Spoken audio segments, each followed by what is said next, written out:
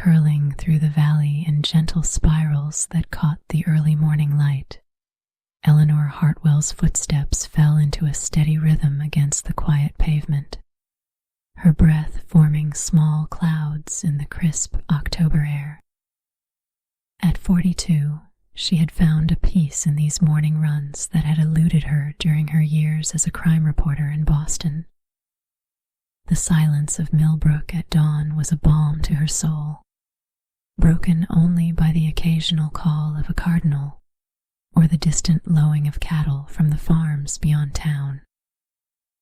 5 years of living in this postcard-perfect Connecticut town had taught her to appreciate the slower rhythms of small-town life.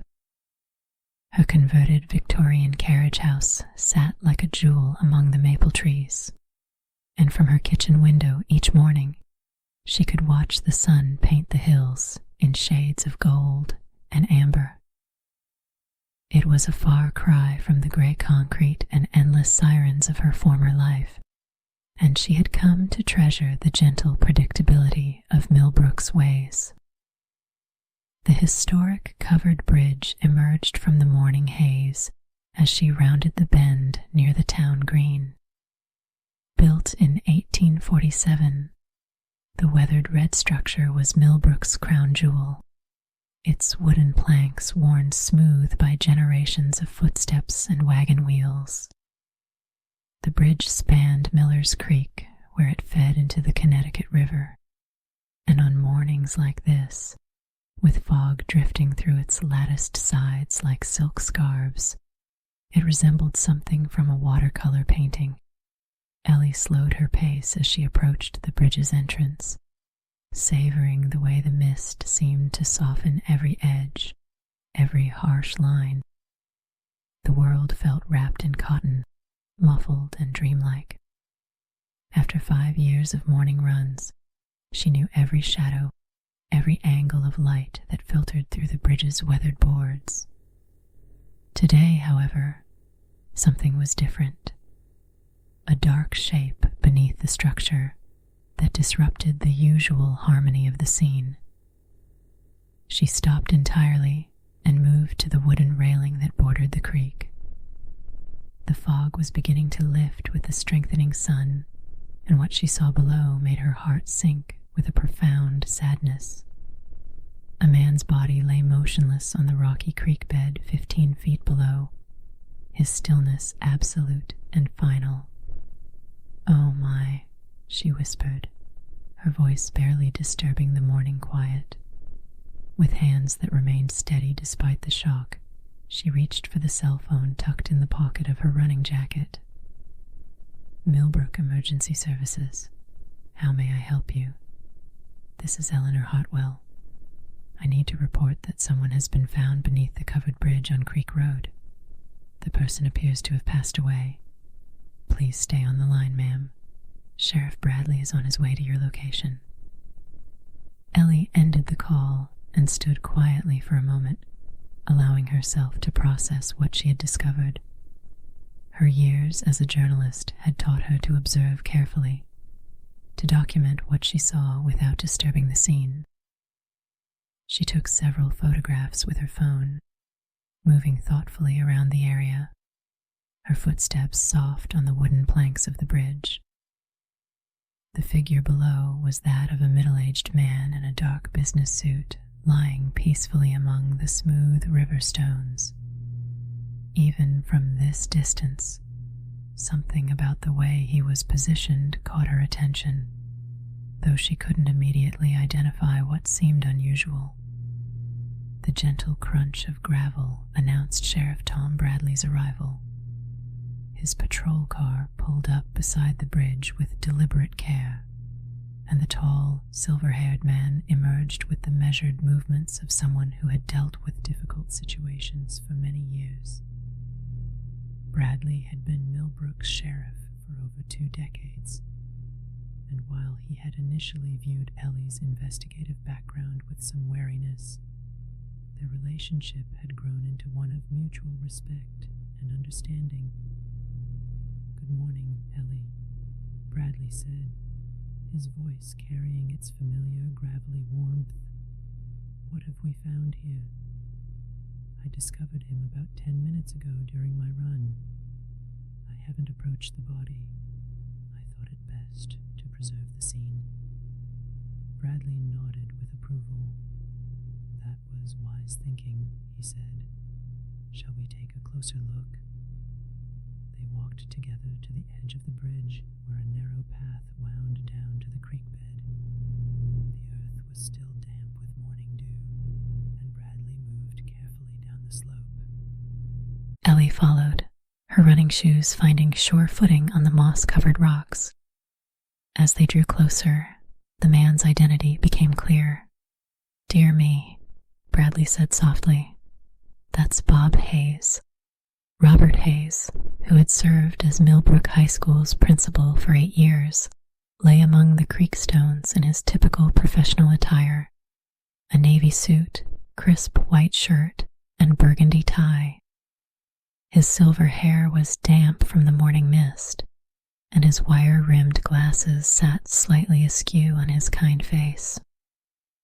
At 54, Hayes had been a beloved figure in the community, known for his dedication to the students and his gentle involvement in various town activities. "It appears he may have fallen from the bridge," Bradley observed, glancing up at the structure above them. Ellie crouched near the body, taking care not to disturb anything. Her eyes moved thoughtfully over the scene, noting details with the methodical care that had made her an excellent reporter.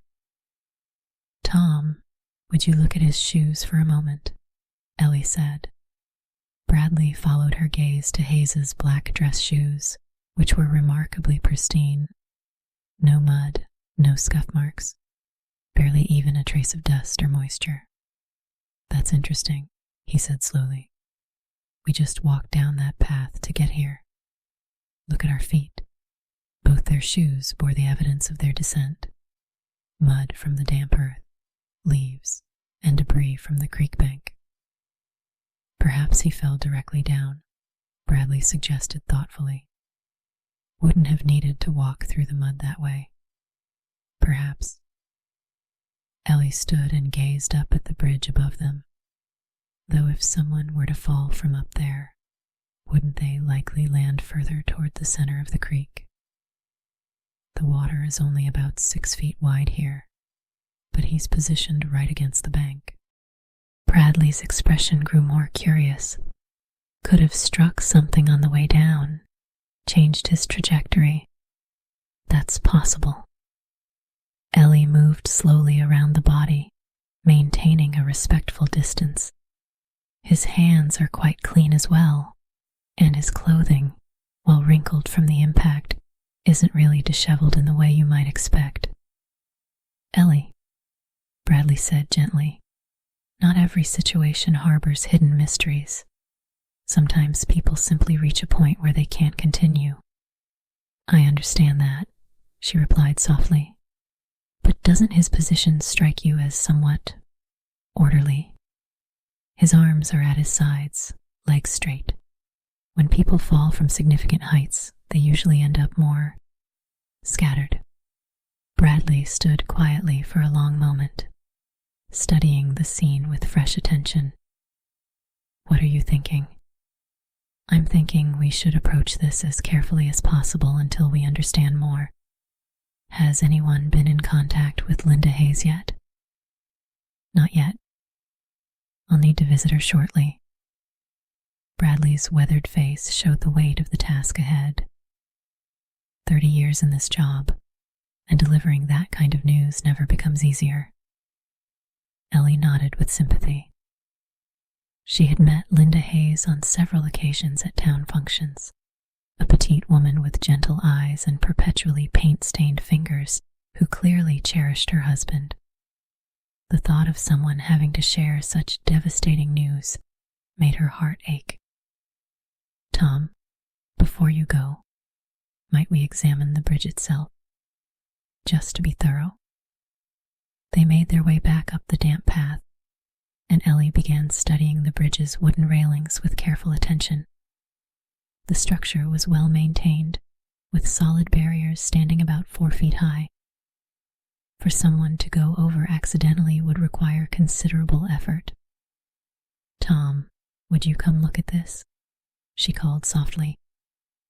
Near the center of the bridge, there were fresh marks on the wooden railing, scrapes in the weathered wood, and a few splinters scattered on the planked floor.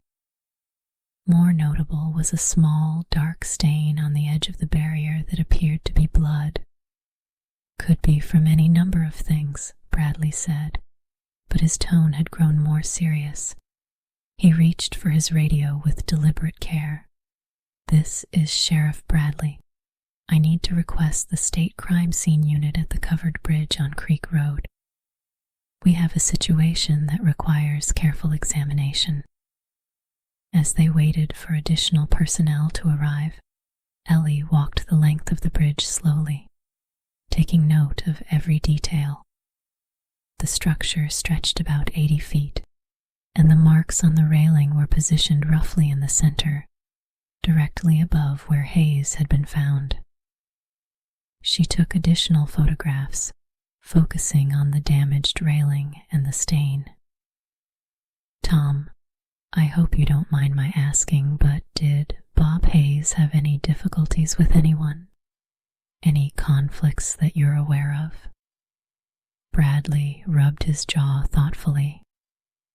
Bob was one of the most respected people in our community. The students adored him, parents trusted his judgment, and the teachers appreciated his leadership style.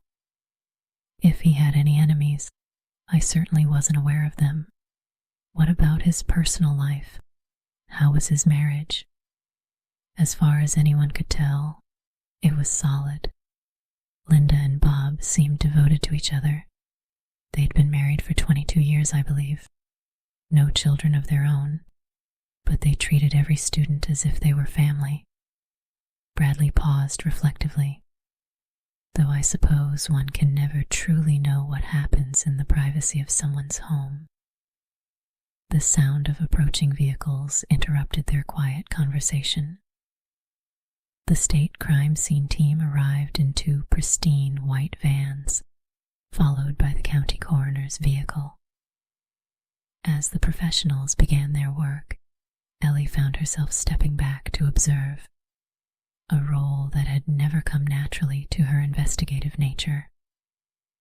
Dr. Patricia Moreland, the county medical examiner, was a thorough woman in her 50s whom Ellie had encountered during previous cases. After spending nearly an hour examining both the body and the surrounding area, she approached Sheriff Bradley and Ellie with her initial observations. "Based on my preliminary examination, time of death was likely between 10 in the evening and 2 in the morning, Doctor," Moreland reported in her calm, professional manner.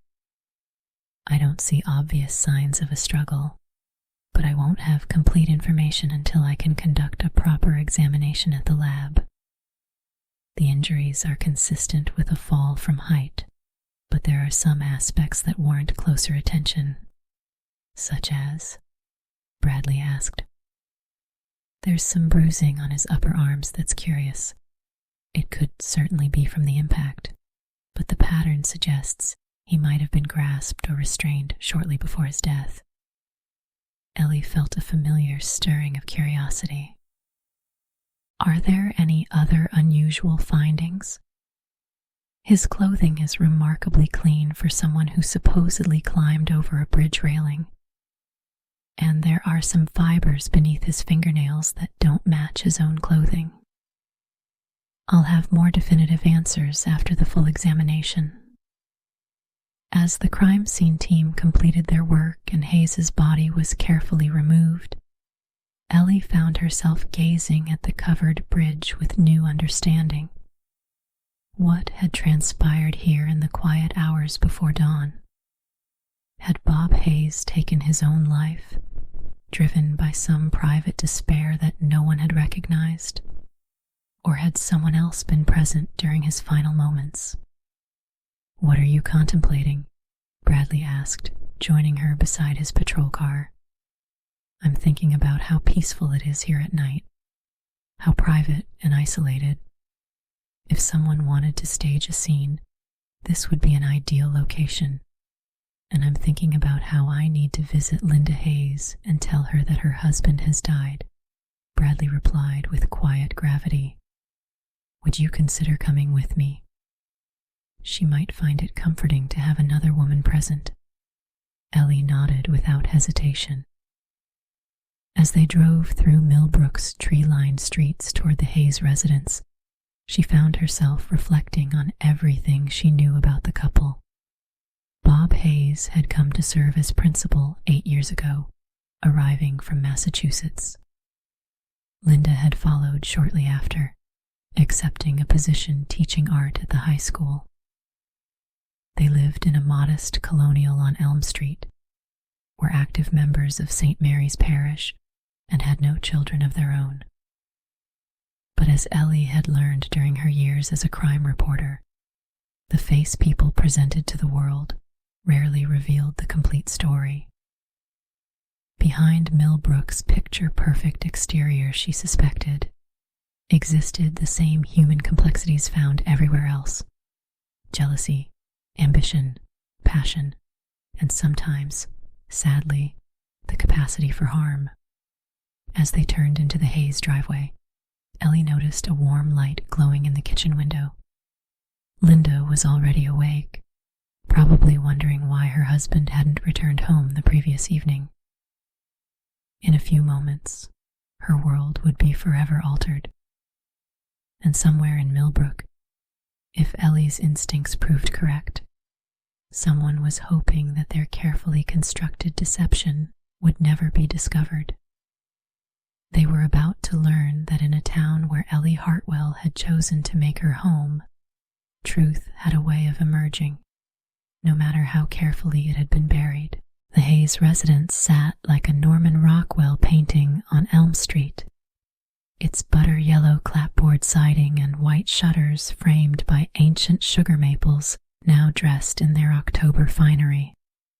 As Sheriff Bradley's patrol car pulled into the gravel driveway, Ellie noticed the small details that spoke of a life carefully tended: the meticulously maintained flower beds, now dormant for winter, and the hand-painted ceramic wind chimes that Linda Hayes had crafted herself, hanging still in the morning air.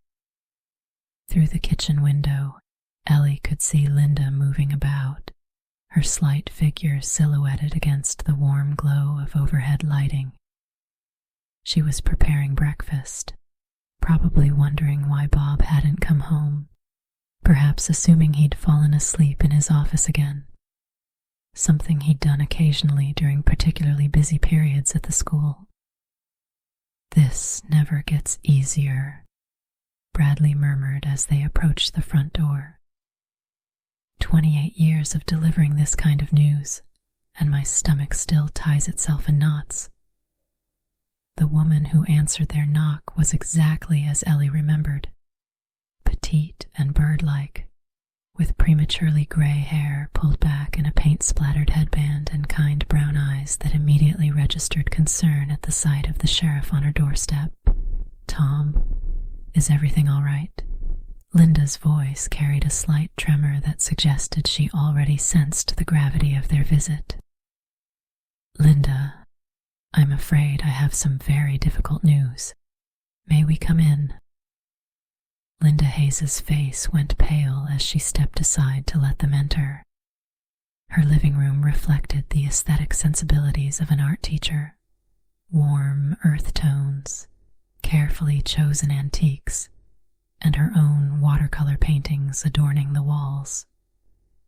Ellie particularly noticed a series of covered bridge paintings, each capturing the structure in different seasons and lighting conditions. "Please, sit down," Bradley said gently, settling into an overstuffed armchair while Ellie chose a spot on the sofa beside Linda. "It's Bob, isn't it?" Linda whispered, her hands twisting together in her lap. "He didn't come home last night. I kept telling myself he'd fallen asleep at his desk again, but—" "Linda, I'm very sorry to have to tell you this, but Bob was found deceased this morning beneath the covered bridge. The sound that escaped Linda Hayes was somewhere between a gasp and a sob. She doubled over slightly, and Ellie instinctively reached out to place a comforting hand on her shoulder. "What? How?" Linda asked when she could speak again. "What happened to him?" "We're still investigating," Bradley replied carefully. "It appears he may have fallen from the bridge sometime late last night." Linda looked up sharply. "Fallen?" Bob was terrified of heights. He wouldn't even climb a stepladder to change light bulbs. Why would he have been on that bridge at night? Ellie and Bradley exchanged glances. This was exactly the kind of detail that raised questions. "Can you think of any reason Bob might have gone there?" Ellie asked gently. "Was he troubled about anything, depressed or worried?" Linda shook her head vehemently. "Bob wasn't suicidal, if that's what you're suggesting. Yes, he'd been stressed lately, more than usual. But he was excited about something too. He said he was going to make an important announcement at the school board meeting next week." "What kind of announcement?" Bradley asked. "He wouldn't tell me the details. He said it was better if I didn't know yet, for my own protection. But he seemed, I don't know how to describe it, determined. Like he'd finally decided to do something he'd been putting off." Ellie felt that familiar tingle of intuition. "Linda, had Bob's behavior changed recently? Was he acting differently?" Linda wiped her eyes with a tissue and seemed to consider the question carefully. "Now that you mention it, yes. For the past month or so, he'd been staying late at school more often. He said he was working on a special project, something that might cause some waves in the community, and he'd started locking his home office, which he'd never done before." "Did he seem afraid of anyone? Any conflicts with parents or staff members?" "Not afraid, exactly, but..." Linda hesitated. "He did mention that he thought someone had been in his office at school. Little things moved around, files not quite where he'd left them. The custodial staff insisted they hadn't touched anything, and Bob was meticulous about that sort of thing." Bradley leaned forward. "Did he report this to anyone?" "He mentioned it to David Reeves. Councilman Reeves serves on the school board. But David suggested Bob was just being paranoid, working too hard. Bob didn't bring it up again after that." Ellie made a mental note about Councilman Reeves. "Linda, I have to ask, I hope it won't upset you, but how were things between you and Bob personally? Any personal difficulties? Any financial stresses? Anything unusual you can think of?" Linda's tear-streaked face showed a flash of something. Hurt, perhaps, or embarrassment. We were going through a rough patch," she admitted quietly. "Nothing dramatic, just the kind of thing that happens in long marriages. We'd grown distant lately. Bob was so consumed with this project of his. And I'd been spending more time at the art studio than at home." "Your art studio?" Ellie asked. "I rent space in the old mill building downtown. It's where I do my serious painting, away from the distractions of home. I've been working on a series for a gallery showing in Hartford next spring." Bradley's radio crackled, and he stepped outside to take the call. Linda and Ellie sat in comfortable silence for a moment, the weight of grief settling around them like a heavy blanket. "Eleanor, you write mystery novels, don't you?" Linda asked suddenly. "I do. Do you think someone might have hurt Bob?" Ellie chose her words carefully. "I think it's important to explore every possibility thoroughly. Your husband sounds like he was a good man who cared deeply about doing the right thing. Sometimes that can put people in difficult positions. Bradley returned, his expression grim. Linda, the state medical examiner will need to perform an autopsy. It's standard procedure in cases like this, and I'm afraid we'll need to examine Bob's office, both here and at school.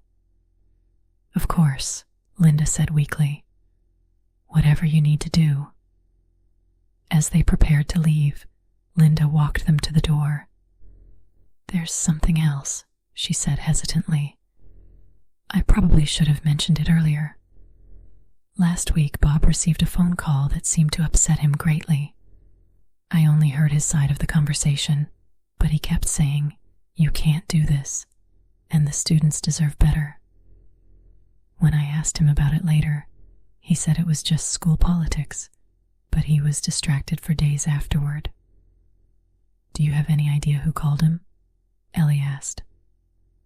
No, but it was late in the evening, around 9 o'clock. Who calls a school principal at that hour unless it's an emergency? After leaving the Hayes residence, Bradley drove them to Millbrook High School, a stately brick building that had educated the town's children for over a century. The parking lot was nearly empty. It was Saturday morning, and only a few dedicated teachers and custodial staff would be present. I called ahead, Bradley explained as they walked toward the main entrance. The custodian will let us into Bob's office. Harold Kowalski, the head custodian, was a man in his 60s who had worked at the school for 30 years. His weathered face showed genuine sorrow when Bradley explained why they needed access to the principal's office. Mr. Hayes was a good man, Harold said, shaking his head sadly. Always treated us maintenance folks with respect, not like we were invisible. This is a real loss for the school. The principal's office was exactly what Ellie had expected, professional but warm, with family photos, student artwork, and shelves lined with educational journals and classic literature. Bob Hayes's desk was neat, but not obsessively so, with a few files stacked to one side and a coffee mug bearing the school logo. Harold, did you notice anything unusual about Mr. Hayes's behavior lately? Bradley asked as they began examining the office. Funny you should ask. Last few weeks, he started staying here real late, sometimes until 10 or 11 at night. And he asked me to change the lock on his office door. Said he needed better security for confidential student records. Ellie was already studying the filing cabinets. Were any of these locked? The bottom drawer of that cabinet there, Harold pointed. Mr. Hayes kept the key himself. Said it was for the most sensitive files. Bradley examined the lock. It appeared to have been recently installed and was significantly more sophisticated than the standard school hardware. Harold, do you have a master key for this? No, sir. Mr. Hayes specifically requested that no master key be made. Said some things needed to stay completely confidential. As they continued searching the office, Ellie discovered something interesting tucked behind a framed photo of Linda. It was a small spiral notebook filled with Bob Hayes's careful handwriting. The entries appeared to be dates and times, along with cryptic notations. Tom, look at this, she said, showing him the notebook. The entries spanned the past 6 weeks. Most were brief. CP arrives 7:45 p.m. or meeting room B, 6:30. But some were more intriguing. Financial discrepancies. Need to verify in student transcript irregularities. Amanda F., Michael R., Jessica T. CP could be anyone, Bradley mused, but these references to financial problems and transcript issues are concerning. Harold, who had been listening, cleared his throat. If you don't mind me saying, There was some talk among the staff about grade changes. Nothing official, you understand, just rumors. Some teachers thought certain students were getting grades they didn't earn. Which teachers? Ellie asked. Well, Catherine Mills was pretty vocal about it. She teaches senior English, and she was upset about some students she'd given C's to showing up on the honor roll. But when she tried to talk to Mr. Hayes about it, he told her to keep it quiet until he could investigate properly. This was getting more interesting by the minute. Ellie made a mental note to speak with Catherine Mills as soon as possible. They spent another hour searching the office, but found little else of interest. The locked filing cabinet would require a warrant to open, and Bradley was already making arrangements for that. As they prepared to leave, Harold mentioned something that made them both stop. Oh, there is one more thing. Thursday night, that was the last time I saw Mr. Hayes here. He wasn't alone when he left. What do you mean? Bradley asked sharply. I was finishing up the floors in the main hallway when I heard voices from his office. Sounded like an argument, though I couldn't make out the words. When they came out, Mr. Hayes was with Coach Palmer. Ellie felt her pulse quicken. Coach Steve Palmer was the school's athletic director and head football coach, a popular figure in town, especially among the parents of student athletes. Did they seem angry with each other? Bradley asked. Hard to say. They both looked pretty serious, though. Coach Palmer left first, and Mr. Hayes stayed behind for another hour or so. As they drove away from the school, Ellie's mind was racing. Tom, I think we need to have a conversation with Coach Palmer. Agreed. But first, let's talk to Catherine Mills. If there really was academic fraud happening at the school, that could provide a strong motive for murder. They found Catherine Mills at home in her small apartment above the town's used bookstore. She was a woman in her early 40s, with intelligent eyes and prematurely gray hair, who invited them in with obvious curiosity about their visit. I heard about Bob on the radio this morning, she said, settling into a worn armchair. I can't believe he's gone. He was one of the good ones. Catherine, we understand you had some concerns about grade irregularities at the school, Ellie said. Could you tell us about that? Catherine's expression grew troubled.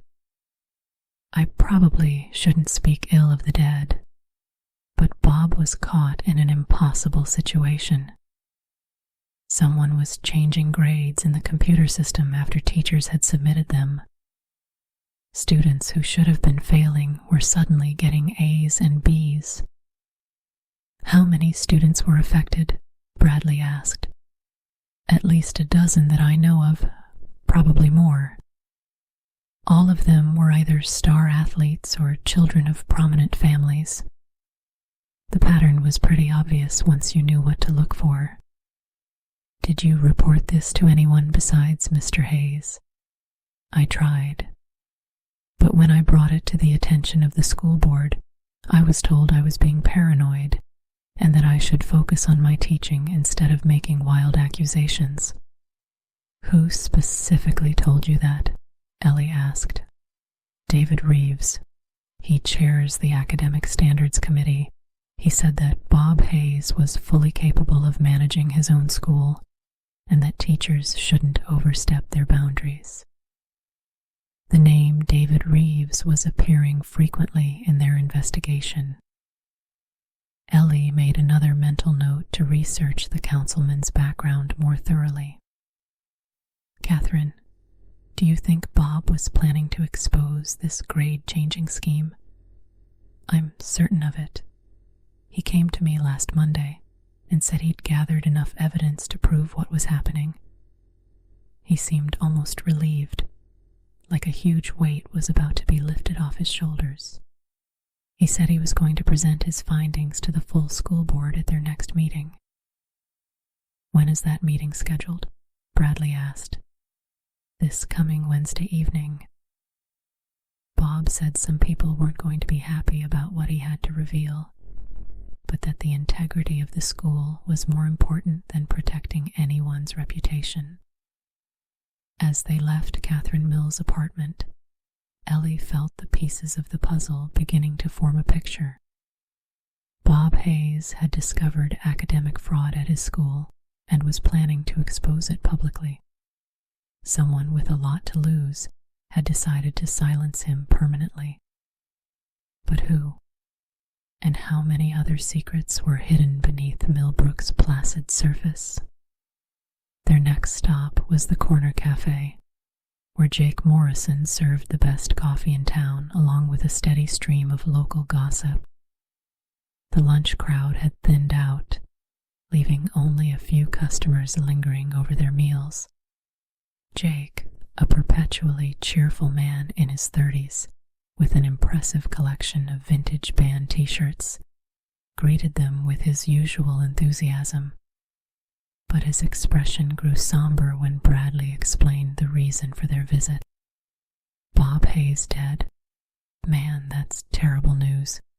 He was a regular here, came in every morning for coffee and a blueberry muffin, always had a kind word for everyone. Jake, you hear everything that goes on in this town, Ellie said. Have you noticed any unusual tensions lately? Anyone having problems with the principal? Jake wiped down the counter thoughtfully. Well, there was some drama last week. Coach Palmer was in here Thursday morning, and he was pretty worked up about something. Kept muttering about how some people didn't know when to mind their own business. Did he mention Mr. Hayes specifically? Not by name, but he did say something about administrators who didn't understand the pressures of modern education, and he made a comment about how some secrets were better left buried. Bradley and Ellie exchanged meaningful glances. Coach Palmer was definitely moving up their list of people to interview. Anyone else seem upset lately? Ellie asked. Funny you should ask. Linda Hayes was in here yesterday afternoon, and she seemed really distracted. Ordered her usual tea, but barely touched it. Just sat in that corner booth, staring out the window. When I asked if everything was okay, she said she was worried about Bob, but wouldn't say why. This was interesting. Linda had mentioned being in her art studio more frequently, but Jake's observation suggested she was genuinely concerned about her husband's welfare. Jake, have you seen Linda Hayes with anyone unusual lately? Anyone she doesn't normally spend time with? Jake's expression grew uncomfortable. Look, I don't like to spread rumors, but since Bob's dead, Linda has been having coffee here pretty regularly with Steve Palmer. Started maybe 3 weeks ago. They always sat in the back booth, heads close together, talking real quietly. Ellie felt her eyebrows rise. An affair between Linda Hayes and Coach Palmer would certainly complicate the investigation. It would also provide both of them with motives for murder. Linda could inherit her husband's life insurance, and Palmer could eliminate the man standing in the way of his relationship. Did they seem romantic? Bradley asked carefully. Hard to say. They weren't holding hands or anything obvious, but there was definitely something intimate about the way they interacted, like they shared secrets. As they left the cafe, Ellie's mind was spinning with new possibilities. Tom, I think we need to talk to Coach Palmer immediately. And we should probably verify Linda's alibi for last night. Agreed. But let's be careful how we approach this. If Linda is involved, we don't want to tip her off that we're suspicious. Their drive to Steve Palmer's house took them through one of Millbrook's newer neighborhoods, where modest colonial homes sat on half-acre lots surrounded by young maple trees. Palmer's house was well-maintained, but unremarkable, with a two-car garage and a small yard that suggested its owner spent more time at the school than at home. Coach Palmer answered the door wearing jeans and a Millbrook Eagles t-shirt, his dark hair still damp from a recent shower. He was an attractive man in his early 30s, with the kind of easy confidence that made him popular with students and parents alike. "Sheriff Bradley, what brings you by on a Saturday afternoon?" Palmer's smile seemed forced, and Ellie noticed his hands were shaking slightly. "Steve, I'm afraid I have some bad news. Bob Hayes was found dead this morning." Palmer's reaction was immediate and dramatic. He staggered backward as if he'd been struck, and his face went completely white. "Dead? How?" "He was found beneath the covered bridge. We're still investigating the circumstances." Palmer leaned against his doorframe for support. "I can't believe it. I just saw him Thursday night. We were discussing the upcoming playoff schedule." "That was at the school?" Bradley asked. "Yes, in his office. We met around 8 o'clock. The conversation got a little heated. We disagreed about whether some of our players should be eligible for the playoffs, given their academic performance." Ellie noted that Palmer was volunteering information without being asked, often a sign that someone was trying to establish an alibi or control the narrative. "What was Mr. Hayes's position on the eligibility issue?" she asked. Palmer's jaw tightened. Bob was a stickler for the rules. He felt that some students hadn't earned the right to play, regardless of how important they were to the team. "I tried to explain that these kids had worked hard all season, that sports were sometimes the only thing keeping them in school. But Bob wouldn't listen to reason." "Which students were you discussing?" Bradley asked. "Look, I don't want to air the kids' dirty laundry, but Bob was threatening to declare several of our star players academically ineligible right before the most important games of the season. It would have destroyed our chances at the state championship." "Steve, where were you last night between 10 p.m. and 2 a.m.? Ellie asked directly. Palmer's eyes widened at the implication. "You think someone killed Bob? You think I killed him?" "We're just trying to establish everyone's whereabouts," Bradley said calmly. "It's routine. I was home all evening, watched the Red Sox game, went to bed around 11. I live alone, so I can't prove it, but I certainly didn't kill anyone." As they prepared to leave, Ellie decided to take a calculated risk.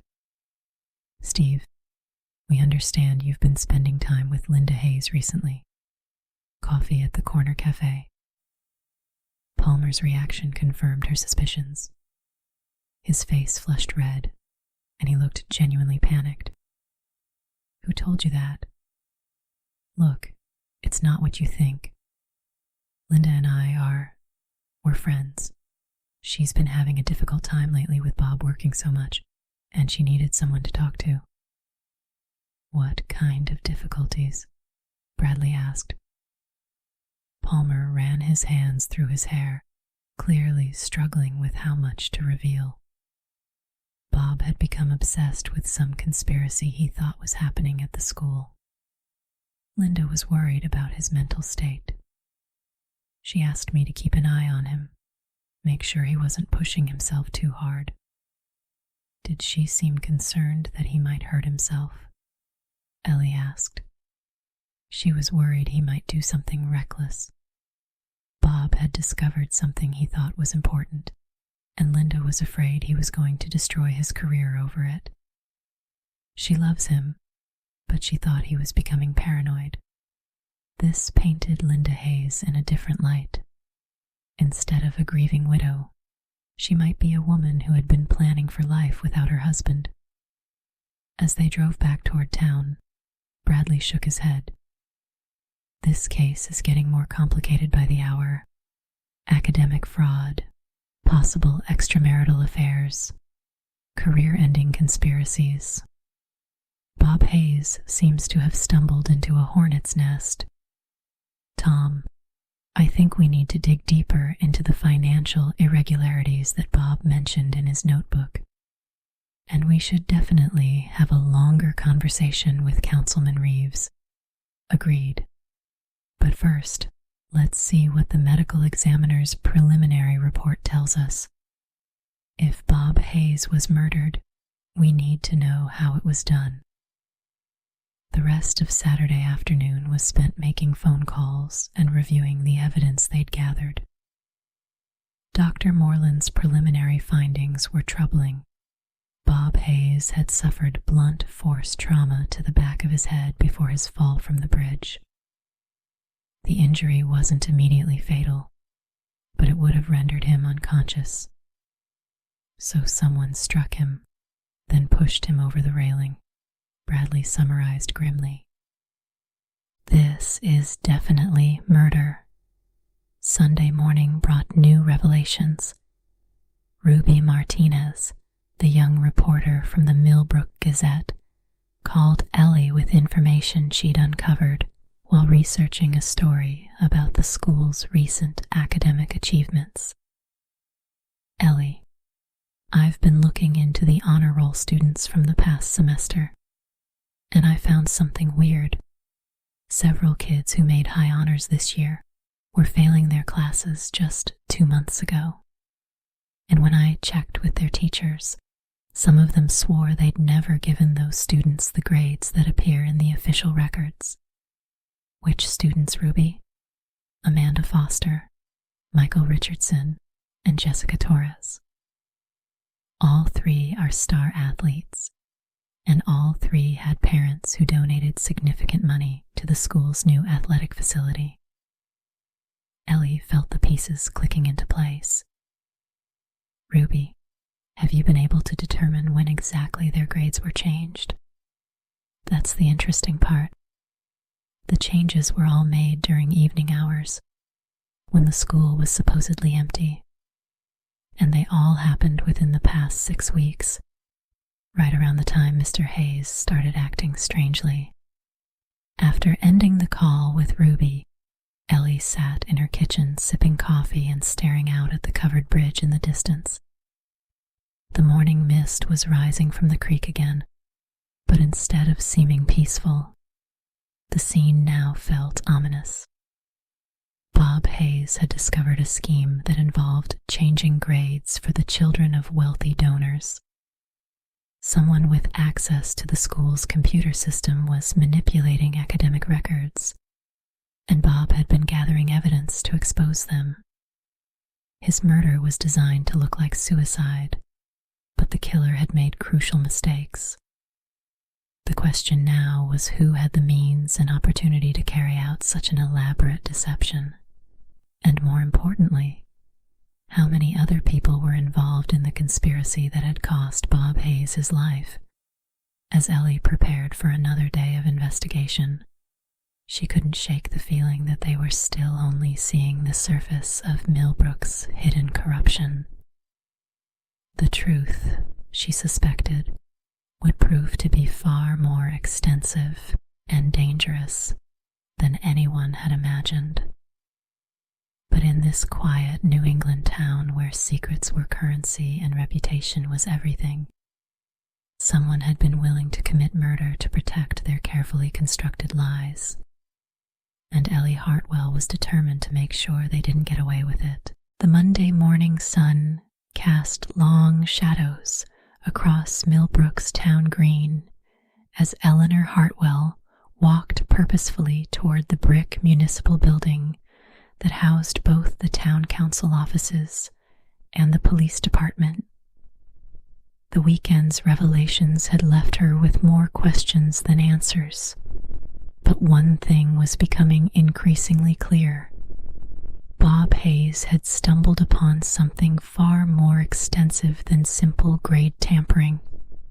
Sheriff Bradley was waiting for her in his office, a steaming cup of coffee in his hands and a grim expression on his weathered face.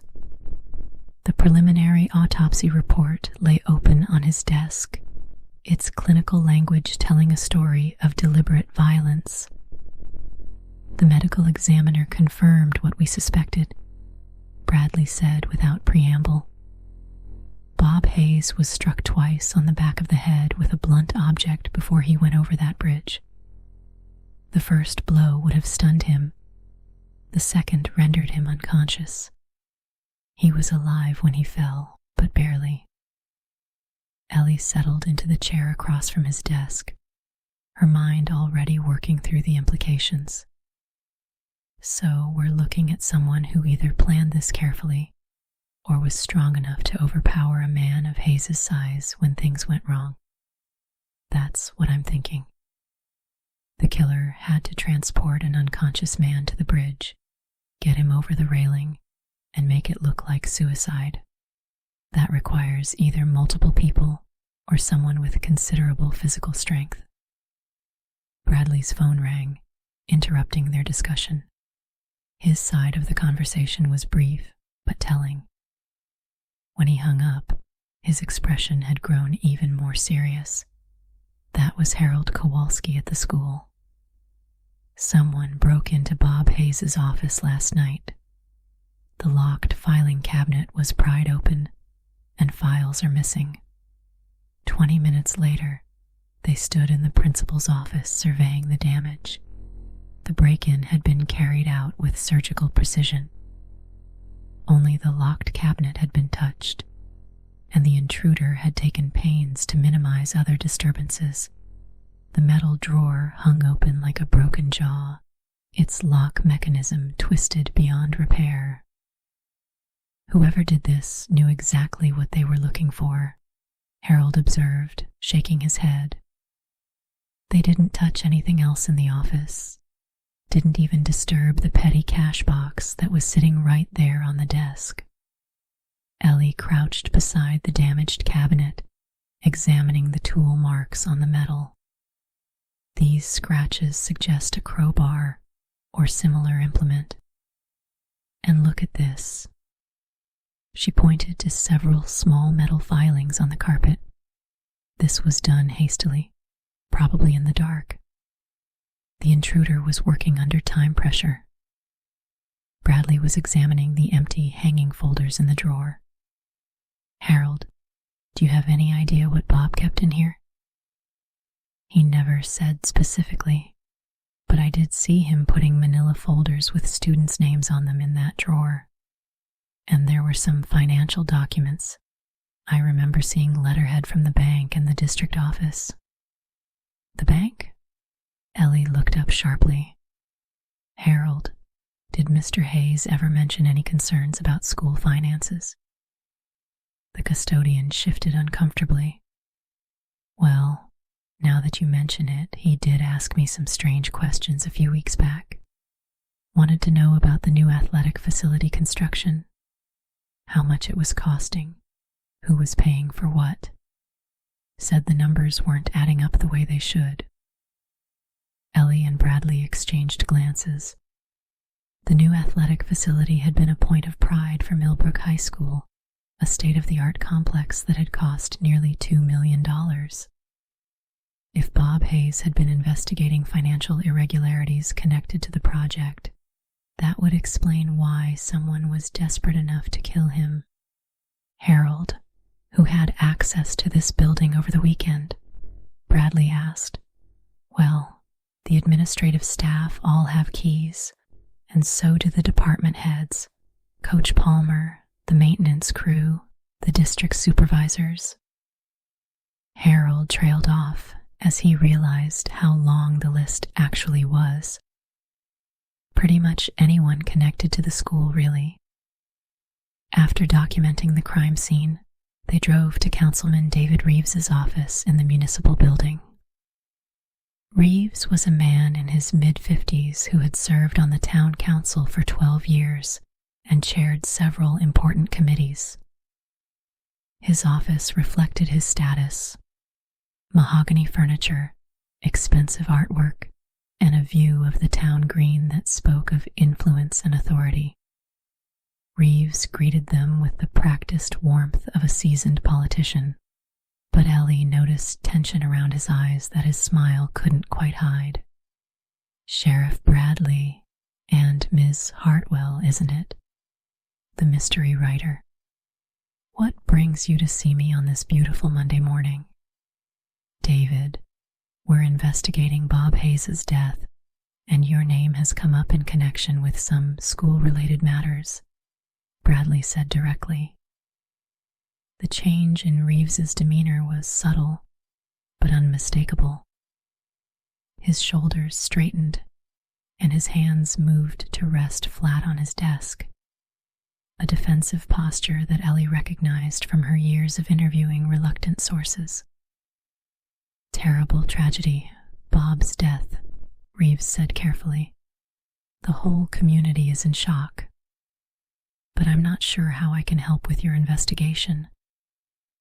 We understand that Mr. Hayes had approached you about some concerns regarding financial irregularities at the school," Ellie said, watching his reaction closely. Reeves's laugh was forced and too loud. Bob was a dedicated educator, but he sometimes saw problems where none existed. The school's finances are regularly audited, and everything is completely above board. "What about the grade-changing allegations?" Bradley asked. "Did Mr. Hayes discuss those with you?" "Grade-changing?" Reeves's eyebrows rose in apparent surprise. "That's the first I've heard of any such thing. Are you certain you have accurate information?" Ellie leaned forward slightly. "Councilman, several teachers have reported that student grades were being altered in the computer system without their knowledge. Mr. Hayes was investigating these reports when he died. If such a thing was happening, and I'm not saying it was, it would be a matter for the school administration to handle internally. The town council doesn't involve itself in day-to-day educational decisions." Bradley's voice carried a hint of steel. "David, this isn't about educational policy. We're investigating a murder, and we need straight answers. When was the last time you spoke with Bob Hayes?" Reeves was quiet for a long moment, his politician's instincts clearly warring with the recognition that evasion was no longer an option. "I spoke with Bob last Tuesday evening. He called me at home, quite agitated about something he claimed to have discovered. He said he was going to present evidence to the school board that would rock the foundation of the district, as he put it." "What did you tell him?" Ellie asked. "I advised him to be very careful about making accusations he couldn't prove. Reputations are fragile things in a small town, and false allegations can destroy lives and careers." "Did he say what kind of evidence he had?" Bradley pressed. Reeves hesitated again. He mentioned financial documents and computer records, said he had proof that someone had been manipulating both academic records and construction contracts for personal gain. I told him that sounded like conspiracy theory nonsense. "But you didn't report his allegations to anyone else?" Ellie asked. "Report them to whom?" Bob was obviously under a great deal of stress. I thought the kindest thing to do was let him work through his concerns privately, rather than embarrass him publicly. As they prepared to leave, Ellie decided to take a calculated risk. "Councilman, where were you last Friday night between 10 p.m. and midnight?" Reeves's face flushed red. "Are you seriously asking me for an alibi?" "I was at home with my wife, watching television and preparing for a budget meeting." "And I resent the implication of your question." "No implication intended," Bradley said smoothly. "We're asking everyone who knew Mr. Hayes to account for their whereabouts that night. It's standard procedure." Outside the municipal building, Ellie and Bradley compared notes on Reeves's responses. "He's hiding something," Ellie said definitively. The way he deflected questions about the financial irregularities and his defensive reaction when we asked about his whereabouts, classic signs of deception. Agreed. But being evasive doesn't make him a murderer. We need more evidence before we can seriously consider him a suspect. Their next stop was the corner cafe, where Jake Morrison was serving the lunch crowd with his usual cheerful efficiency. But when he saw them enter, his expression grew serious, and he quickly guided them to a quiet corner table. "I've been thinking about our conversation yesterday," Jake said in a low voice, "and I remembered something else about Coach Palmer and Linda Hayes. Last Thursday, the day before Mr. Hayes died, they had what looked like a pretty intense argument right here in the cafe." "What kind of argument?" Bradley asked. "I couldn't hear most of it, but Linda seemed upset about something Palmer wanted her to do. I heard her say, 'I won't be a part of this, and Bob doesn't deserve to be hurt.' Palmer kept trying to calm her down, but she stormed out and left him sitting there. This was a significant development. If Linda Hayes had been reluctant to participate in some plan involving her husband, it suggested the conspiracy might be larger than they'd initially thought. "Jake, did you see Palmer after Linda left?" Ellie asked. "Yeah, he stayed for another 10 minutes or so, making phone calls. Seemed pretty agitated. At one point, I heard him say something like, 'She's going to ruin everything, and we may have to move faster than planned.'" As they walked back to Bradley's patrol car, Ellie's phone buzzed with a text message from Ruby Martinez. "Found something important about the athletic facility funding. Can you meet me at the Gazette office?" The Millbrook Gazette occupied a narrow storefront on Main Street, its windows filled with past editions and community announcements. Ruby Martinez was waiting for them with a laptop computer and several manila folders spread across her desk. "I've been digging into the financial records for the new athletic facility," Ruby said without preamble, "and I found some very interesting discrepancies." She turned her laptop screen toward them, displaying a complicated spreadsheet filled with construction costs and funding sources. The facility was supposed to cost $1.8 million, with funding coming from a combination of town bonds, state grants, and private donations. But according to the actual construction contracts I obtained from the state, the real cost was only $1.2 million. Bradley leaned forward to study the numbers. Where did the extra $600,000 go? That's the million-dollar question, or in this case, the $600,000 question. According to the official town records, that money was paid to various subcontractors for specialized work.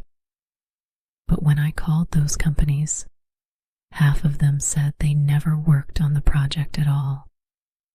Ellie felt the familiar thrill of a major breakthrough. "Ruby, who authorized these payments?" That's where it gets really interesting.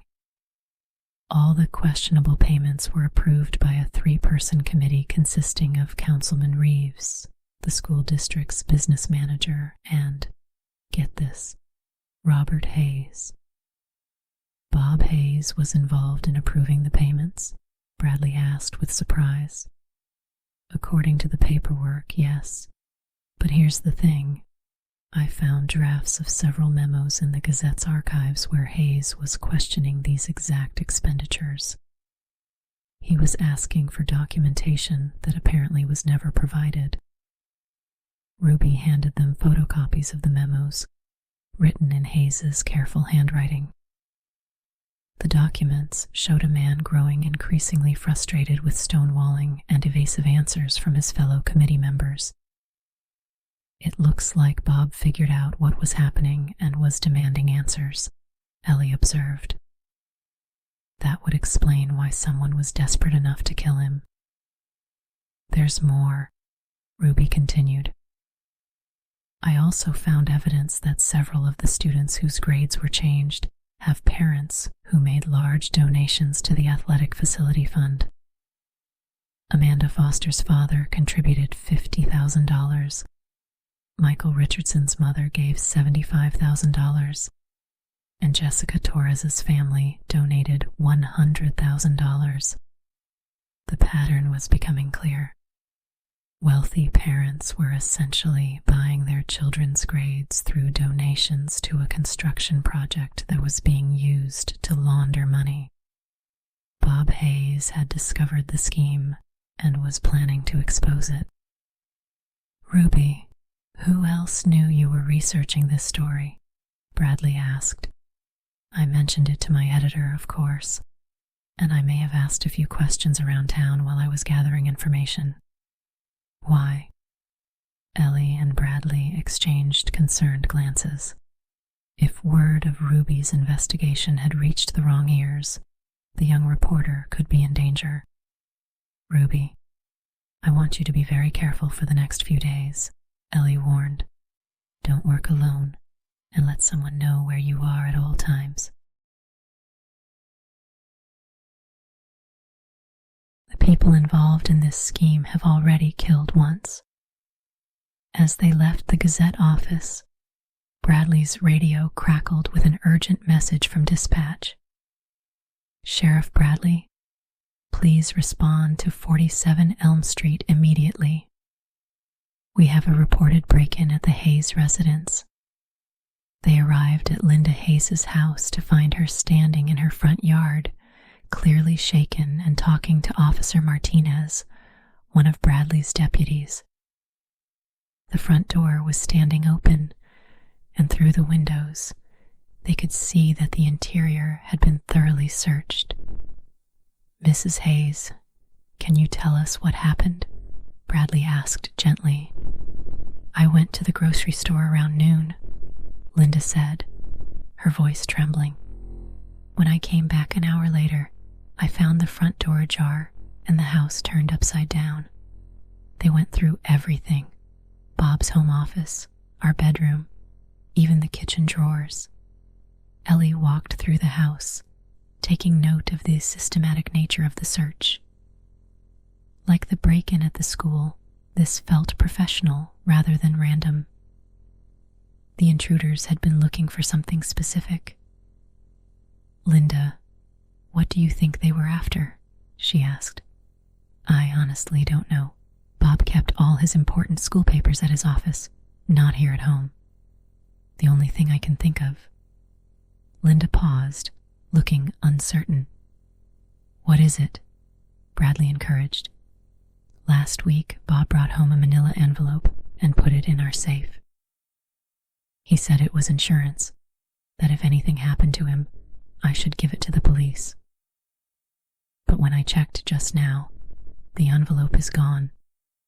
"Your safe was opened?" Ellie asked with surprise. "That's the strange thing. It wasn't forced. Whoever took the envelope knew the combination." This revelation sent a chill through Ellie. The fact that the intruders had known the safe combination suggested they had inside information about the Hayes household. It also meant that Bob Hayes had indeed been in possession of evidence significant enough to kill for. "Linda, who else knew your safe combination?" Bradley asked. "Only Bob and me, as far as I know. Although," she looked uncomfortable, "I may have mentioned it to Steve Palmer last week. We were talking about home security, and I mentioned that we kept important documents in a safe. I might have told him the combination. It's Bob's birthday, so it's not hard to guess." Bradley and Ellie exchanged meaningful looks. Coach Palmer's access to the safe combination moved him higher on their suspect list. "Mrs. Hayes, I need to ask you directly," Bradley said. "What is the nature of your relationship with Steve Palmer?" Linda's face crumpled, and she began to cry. "I've made such terrible mistakes. Steve and we became close over the past few months. Not romantic exactly, but he was someone I could talk to when Bob became so obsessed with his investigation. Steve understood the pressure I was under." "Did Coach Palmer ever ask you to influence your husband's investigation?" Ellie asked gently. "Not directly, but he did suggest that Bob was taking unnecessary risks, that some secrets were better left alone. He said Bob's reputation could be destroyed if he made accusations he couldn't prove." "Linda, where's Coach Palmer now?" Bradley asked urgently. "I don't know. I tried calling him after I discovered the break-in, but his phone went straight to voicemail. He was supposed to have football practice this afternoon, but when I called the school, they said he never showed up." Bradley immediately radioed for all units to be on the lookout for Steve Palmer's vehicle. If the coach was involved in Bob Hayes' murder and had realized that the investigation was closing in on him, he might be preparing to flee town. As they finished documenting the break-in at the Hayes residence, Ellie's phone rang. The caller ID showed an unknown number, but she answered anyway. "Ms. Hartwell." The voice was electronically distorted, clearly disguised. "I understand you've been asking questions about things that don't concern you." "Who is this?" Ellie demanded. But Bradley was already signaling for her to keep the caller talking while he contacted dispatch to trace the call. "Someone who values privacy and doesn't appreciate interference. Bob Hayes forgot that lesson, and look what happened to him. I suggest you remember it. What are you afraid I'll discover?" Ellie asked, trying to keep her voice steady. "More than you can handle. Drop your investigation, Ms. Hartwell, or you might find yourself taking an unexpected fall from a very high place." The line went dead, leaving Ellie staring at her phone with a mixture of anger and determination. Threatening her had been a mistake. It only confirmed that they were getting close to the truth. "Well, that settles it," she said to Bradley. "We're definitely on the right track. The question is whether we can solve this case before they decide to eliminate more witnesses." Bradley's expression was grim but determined. "We're going to find Coach Palmer and get some answers. And in the meantime, I'm assigning a protective detail to watch over you and Ruby Martinez. Whoever killed Bob Hayes is getting desperate, and desperate people make dangerous choices." As they drove through Millbrook's quiet streets, Ellie reflected on how much had changed since her peaceful morning jog just 3 days earlier. The town's facade of tranquil respectability had been stripped away to reveal a web of corruption, greed, and murder that reached into some of its most trusted institutions.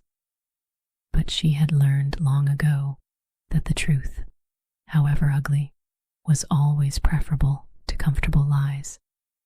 And in this case, the truth would not only solve Bob Hayes' murder, but expose a conspiracy that had been cheating students and stealing taxpayer money for months.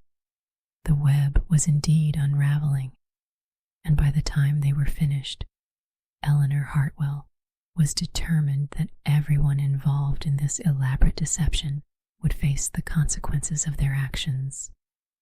The only question now was whether they could find Steve Palmer before he either fled town or decided that silencing more witnesses was his only option for escape.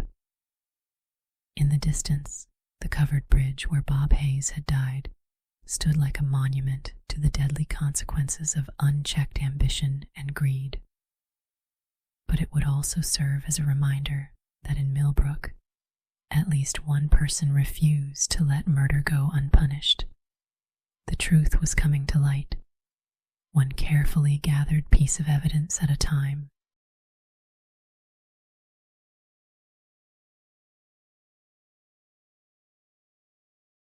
The people involved in this scheme have already killed once. As they left the Gazette office, Bradley's radio crackled with an urgent message from dispatch. Sheriff Bradley, please respond to 47 Elm Street immediately. We have a reported break-in at the Hayes residence. They arrived at Linda Hayes' house to find her standing in her front yard, clearly shaken and talking to Officer Martinez, one of Bradley's deputies. The front door was standing open, and through the windows, they could see that the interior had been thoroughly searched. Mrs. Hayes, can you tell us what happened? Bradley asked gently.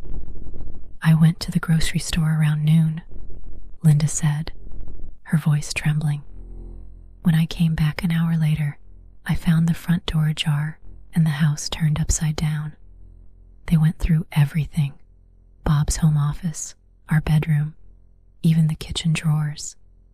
Ellie walked through the house, taking note of the systematic nature of the search.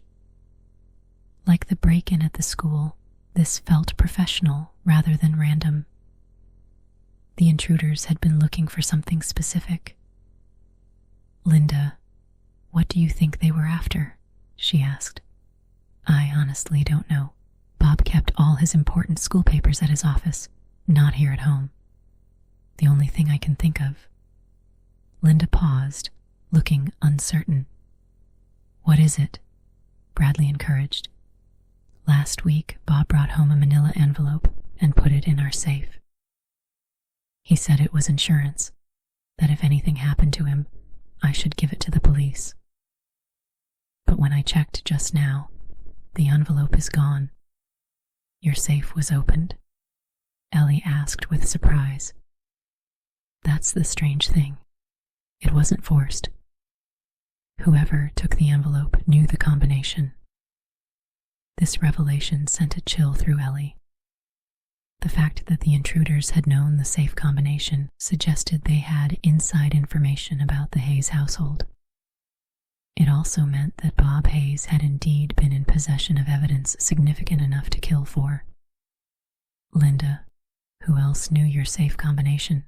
Bradley asked. Only Bob and me, as far as I know. Although, she looked uncomfortable. I may have mentioned it to Steve Palmer last week. We were talking about home security, and I mentioned that we kept important documents in a safe. I might have told him the combination. It's Bob's birthday, so it's not hard to guess. Bradley and Ellie exchanged meaningful looks. Coach Palmer's access to the safe combination moved him higher on their suspect list. Mrs. Hayes, I need to ask you directly, Bradley said. What is the nature of your relationship with Steve Palmer? Linda's face crumpled, and she began to cry. I've made such terrible mistakes. Steve and we became close over the past few months. Not romantic exactly, but he was someone I could talk to when Bob became so obsessed with his investigation. Steve understood the pressure I was under. Did Coach Palmer ever ask you to influence your husband's investigation? Ellie asked gently. Not directly, but he did suggest that Bob was taking unnecessary risks, that some secrets were better left alone. He said Bob's reputation could be destroyed if he made accusations he couldn't prove. Linda, where's Coach Palmer now? Bradley asked urgently. I don't know. I tried calling him after I discovered the break-in, but his phone went straight to voicemail. He was supposed to have football practice this afternoon, but when I called the school, they said he never showed up. Bradley immediately radioed for all units to be on the lookout for Steve Palmer's vehicle.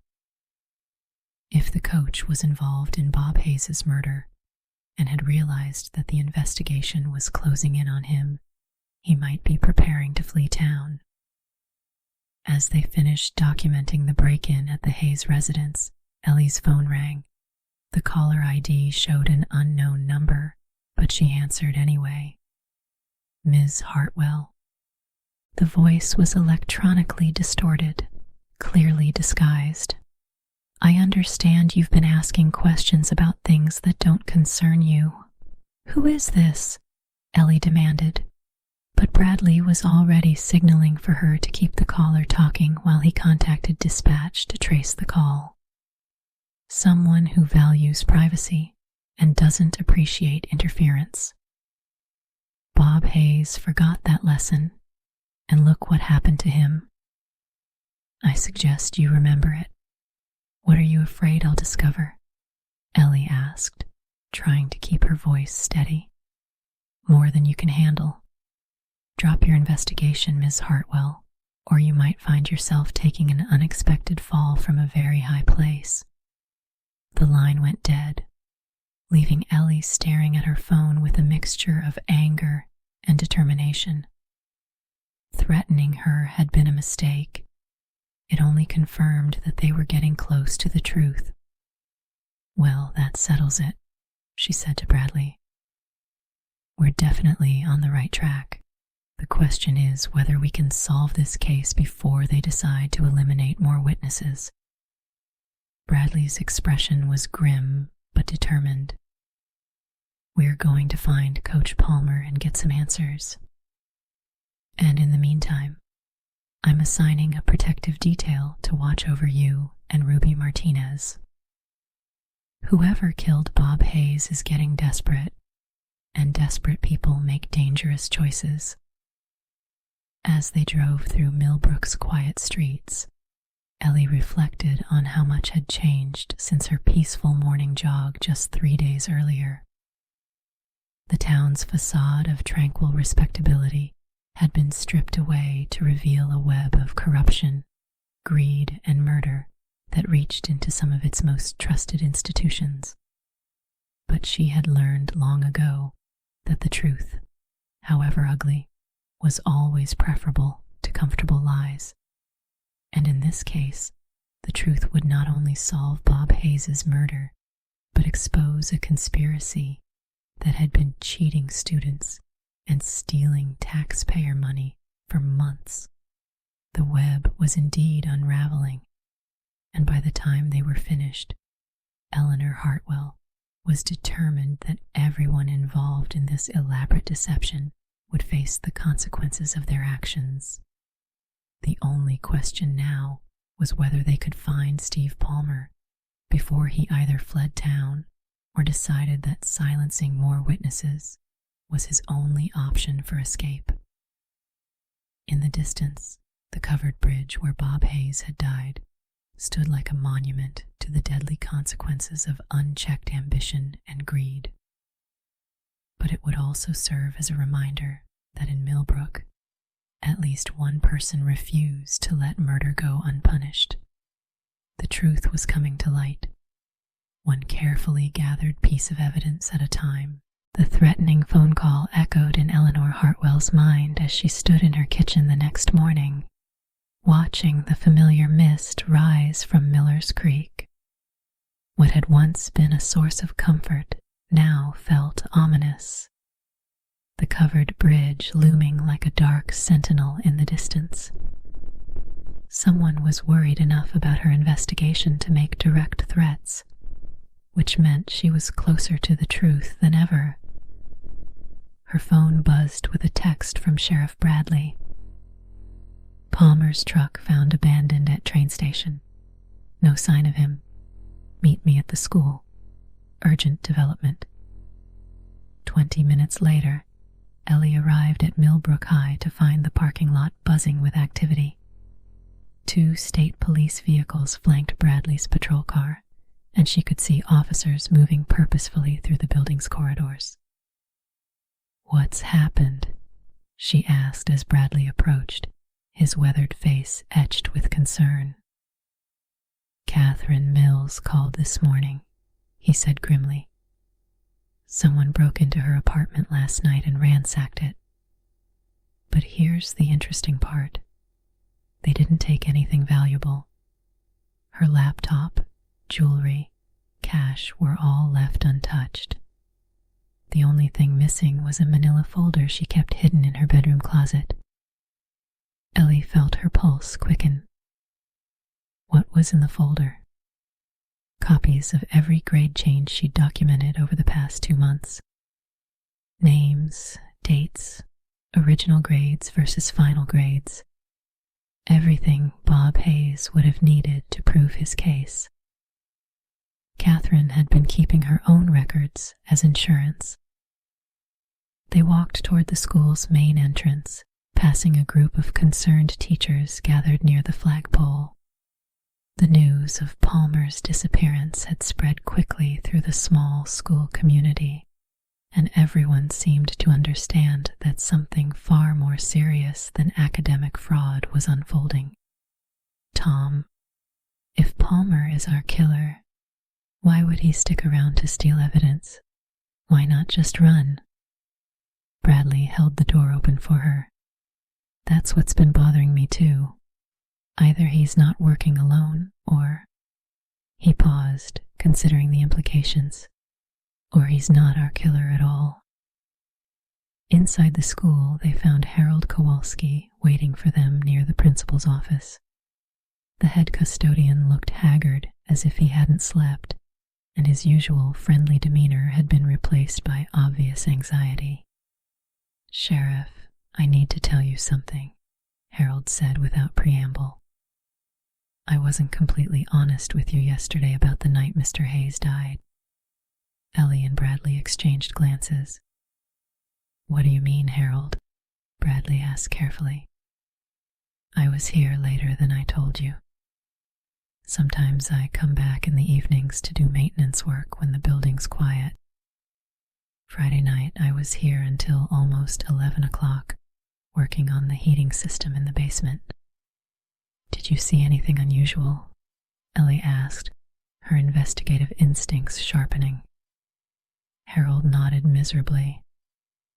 "Around 10:30, I heard voices from upstairs, angry voices. I went up to check, and I saw Mr. Hayes leaving the building with someone.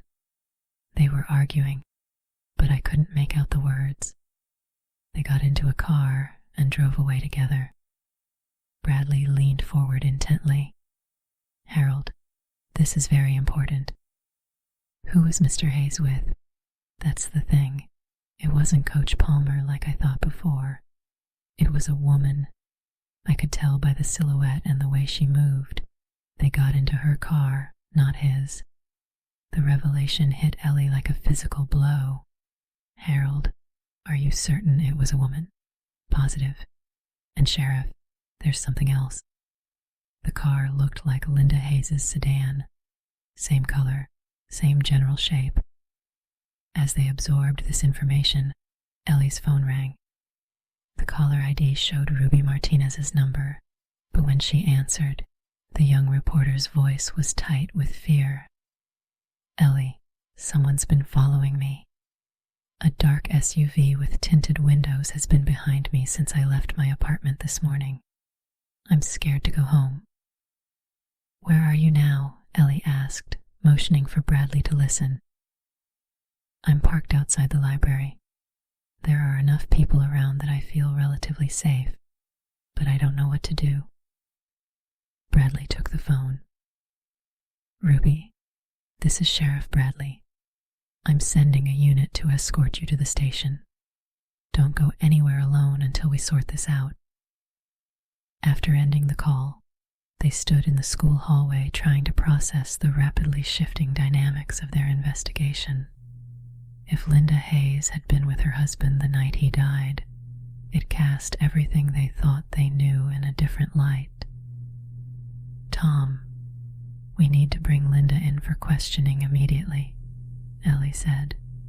"And we need to find out where Coach Palmer really is." "Agreed. But first, let's check something." Bradley turned to Harold. The night you saw Mr. Hayes leave with the woman, did you notice anything else unusual? Any other cars in the parking lot? Harold thought for a moment. Now that you mention it, there was another vehicle parked in the far corner of the lot. A pickup truck. I didn't think much of it at the time, but it was still there when I left. What kind of pickup truck? Ellie asked. Dark-colored, maybe black or navy blue. Looked like it might have been Coach Palmer's truck, but I couldn't be sure in the darkness.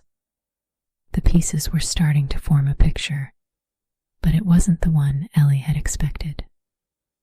If Palmer's truck had been at the school while Hayes left with his wife, it suggested a more complex conspiracy than a simple affair gone wrong. They drove to the Hayes residence to find Linda's car gone and no answer at the front door.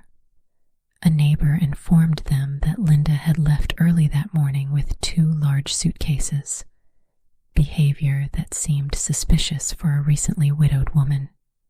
She's running, Bradley said grimly. The question is whether she's running from us or from someone else. Ellie's phone buzzed with another unknown number. This time, she was ready for it. Ms. Hartwell, I hope you received my message yesterday, the electronically distorted voice said. You were supposed to back off. I'm afraid I'm not very good at following orders, Ellie replied coolly, while Bradley frantically gestured for her to keep the caller talking, especially from cowards who hide behind voice modulators. Coward. That's amusing coming from someone who's stumbling around in the dark, making accusations she can't prove. You have no idea how deep this goes or how many people you're putting at risk. Then why don't you enlighten me? What was Bob Hayes really investigating that was worth killing him for? The caller was quiet for a long moment. Hayes thought he was a crusader for justice. He didn't understand that sometimes compromise is necessary for the greater good. The money from the construction project helped fund programs that benefited hundreds of students. So stealing taxpayer money is justified if some of it goes to good causes? Ellie asked incredulously. Nothing was stolen. Money was redirected. The athletic facility was built exactly as planned, just more efficiently than expected.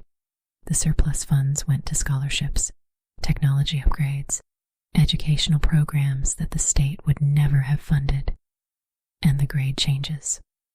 How do you justify cheating students out of the grades they earned? Another pause. Those students needed help that the system wasn't providing. A few grade adjustments meant the difference between college acceptance and a dead-end future. Sometimes you have to bend the rules to achieve true fairness. Ellie felt a chill of recognition. The caller's rationalization sounded familiar, the same kind of justification she'd heard from Councilman Reeves about not embarrassing Bob Hayes with public accusations. Who else knows about this? She asked. How many people are involved? Enough people to make your investigation very dangerous for everyone concerned. Drop this, Ms. Hartwell. Take a vacation. Let Bob Hayes rest in peace, and let the living get on with their lives. I can't do that. Too many people have been hurt already. Then you're more foolish than I thought. And foolish people sometimes have accidents. The line went dead, leaving Ellie staring at her phone with a mixture of anger and determination.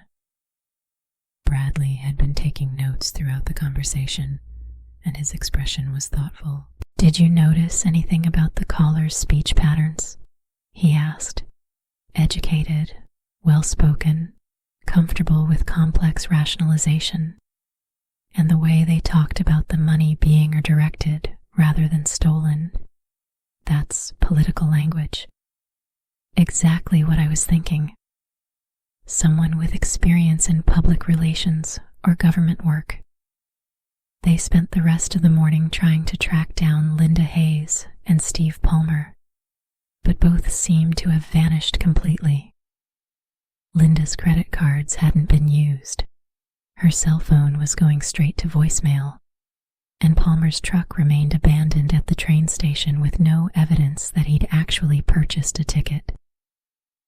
At noon, Ruby Martinez called with news that changed everything. "Ellie, I've been going through more financial records, and I found something incredible. The missing money from the construction project, it didn't just disappear. It was transferred into a series of shell accounts, and from there it went to what looks like a legitimate scholarship fund." "How much money are we talking about?" Ellie asked. "Over the past 3 years, about $1.2 million has been funneled through various construction projects and donor accounts into something called the Millbrook Educational Excellence Foundation. And guess who's on the board of directors?" Ellie already knew the answer. David Reeves, along with Dr. Margaret Chen, Father O'Sullivan, and, this is the interesting part, Robert Hayes himself. The revelation hit Ellie like a thunderbolt. Bob Hayes hadn't just discovered the financial irregularities, he'd been part of them, which meant his investigation wasn't about exposing corruption, but about something else entirely. "Ruby, are you absolutely certain about this?" "I've triple-checked the records. Hayes was one of the founding members of the foundation 3 years ago. Whatever he was investigating, it wasn't the scholarship fund itself." Ellie's mind raced through the implications. If Hayes had been part of the foundation that was redirecting money for scholarships, what had he discovered that made him worth killing? And why had he been acting like he was about to expose corruption rather than defend a program he'd helped create? Her phone rang again. This time it was Dr. Margaret Chen, her closest friend in Millbrook. "Ellie, I need to see you immediately. There's something about Bob Hayes that you need to know, and I can't discuss it over the phone." They arranged to meet at Chen's medical office, a small clinic on the outskirts of town that served both Millbrook residents and patients from the surrounding rural communities. When Ellie arrived, she found her friend pacing nervously in her private office, clearly struggling with some internal conflict.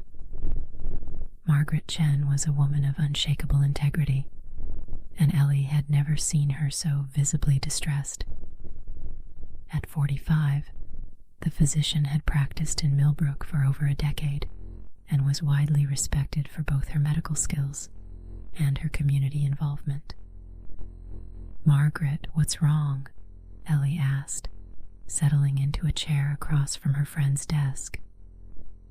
"Ellie, I need to tell you something about the Educational Excellence Foundation that Bob created.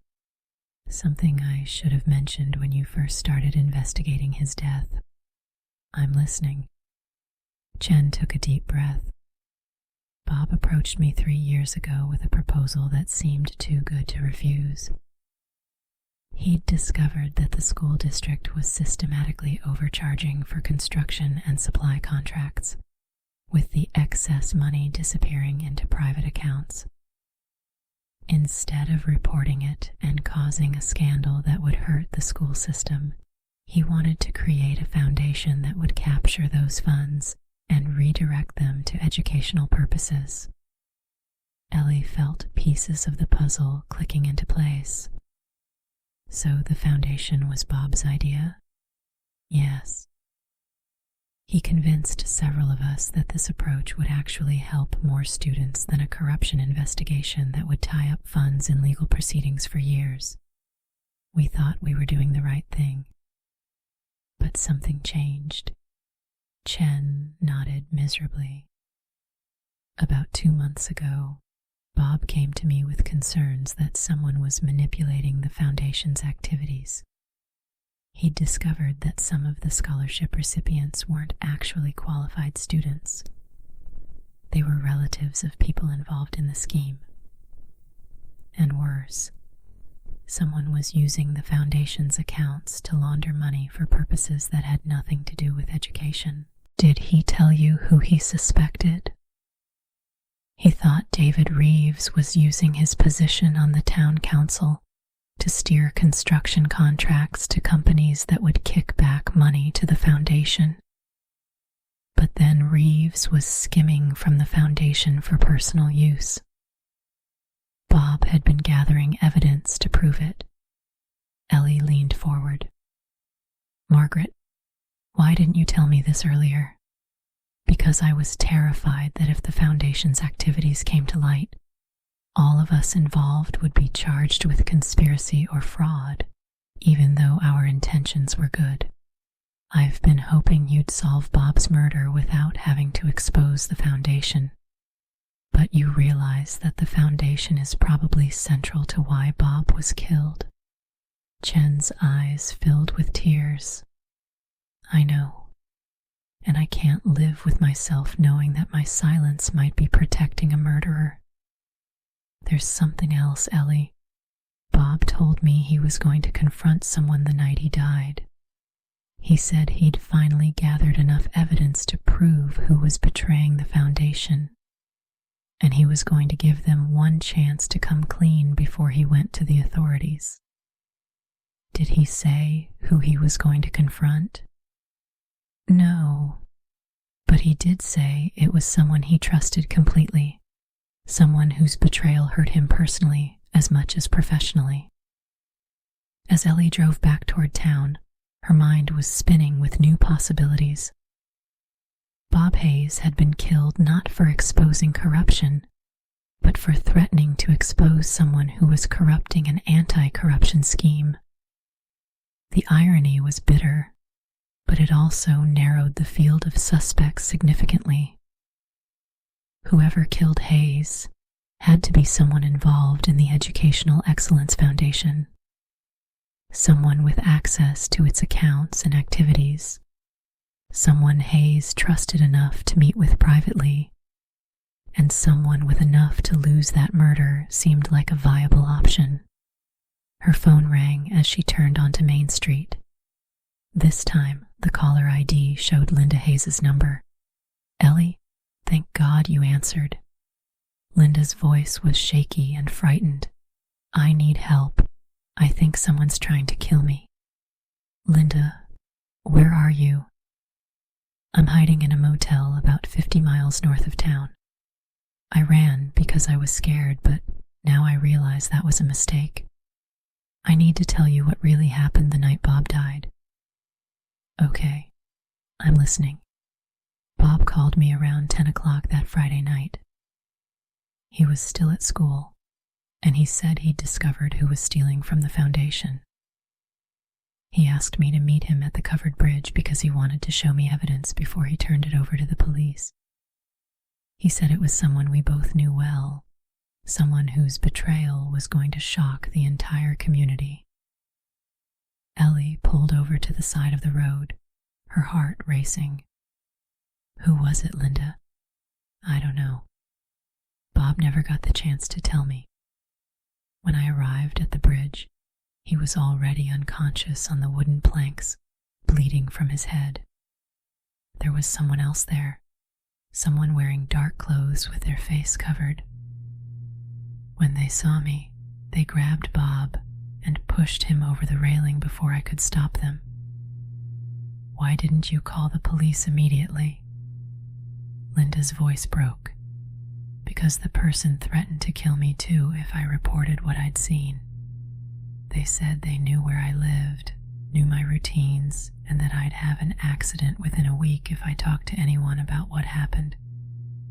I was terrified, so I ran.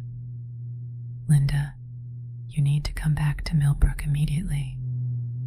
We can protect you, but only if you're willing to testify about what you saw. I want to, but I'm scared. This person, they knew exactly where Bob would be that night.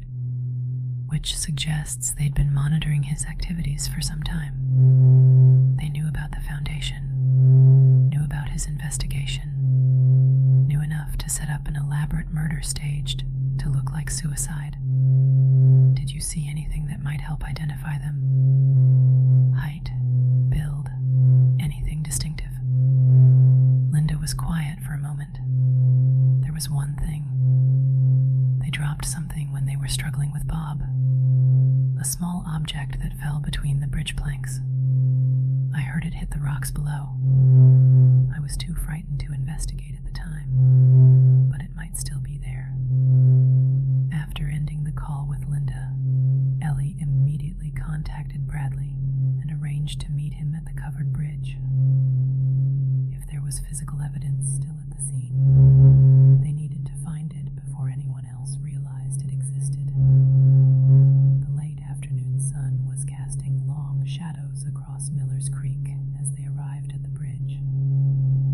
The crime scene tape had been removed days ago, but the area still felt charged with the memory of violence. Linda said she heard something fall between the planks and hit the rocks below. Ellie explained as they began searching the creek bed. Something the killer dropped during the struggle. They spent nearly an hour combing through the smooth river stones, looking for anything that didn't belong in the natural environment. Finally, Bradley called out from near the bridge's foundation, "Ellie, come look at this." Wedged between two large rocks was a small silver object that gleamed in the fading light. Bradley carefully extracted it with tweezers from his evidence kit, and they both stared at what he'd found. It was a distinctive silver pen, not an expensive fountain pen, but a promotional item with an engraved logo. The inscription read, "Millbrook Educational Excellence Foundation, investing in our future." "Well," Ellie said grimly, "that narrows down our suspect list considerably." Bradley bagged the pen carefully. "Only Foundation board members would have these?" "Most likely. We need to find out exactly who received them and when."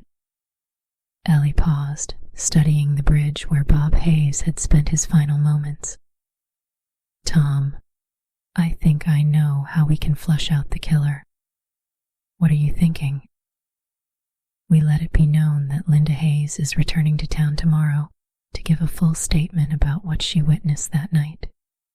Word will spread quickly in a town this size, and whoever killed Bob will realize they have to act again." Bradley looked concerned. "That's incredibly dangerous. You're essentially using Linda as bait." "Not Linda," Ellie said quietly. "Me. I'll take her place at the meeting location and wait for the killer to show up. With proper backup, of course." "Absolutely not. I won't authorize using you as bait in a murder investigation." "Tom, think about it. The killer has already threatened me directly, which means they see me as a threat. If they believe Linda is about to expose them, they'll be desperate enough to try eliminating both of us. But if I'm waiting for them instead of Linda, we can finally get the evidence we need for an arrest." Despite Bradley's objections, Ellie knew it was their best chance to solve the case before someone else got hurt. The killer had already demonstrated a willingness to use violence to protect their secrets, and with Linda returning to town, the situation was approaching a breaking point.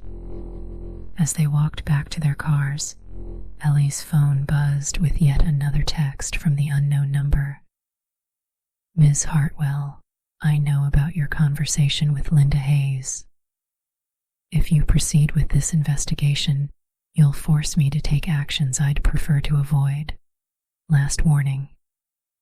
She showed the message to Bradley, who shook his head in frustration.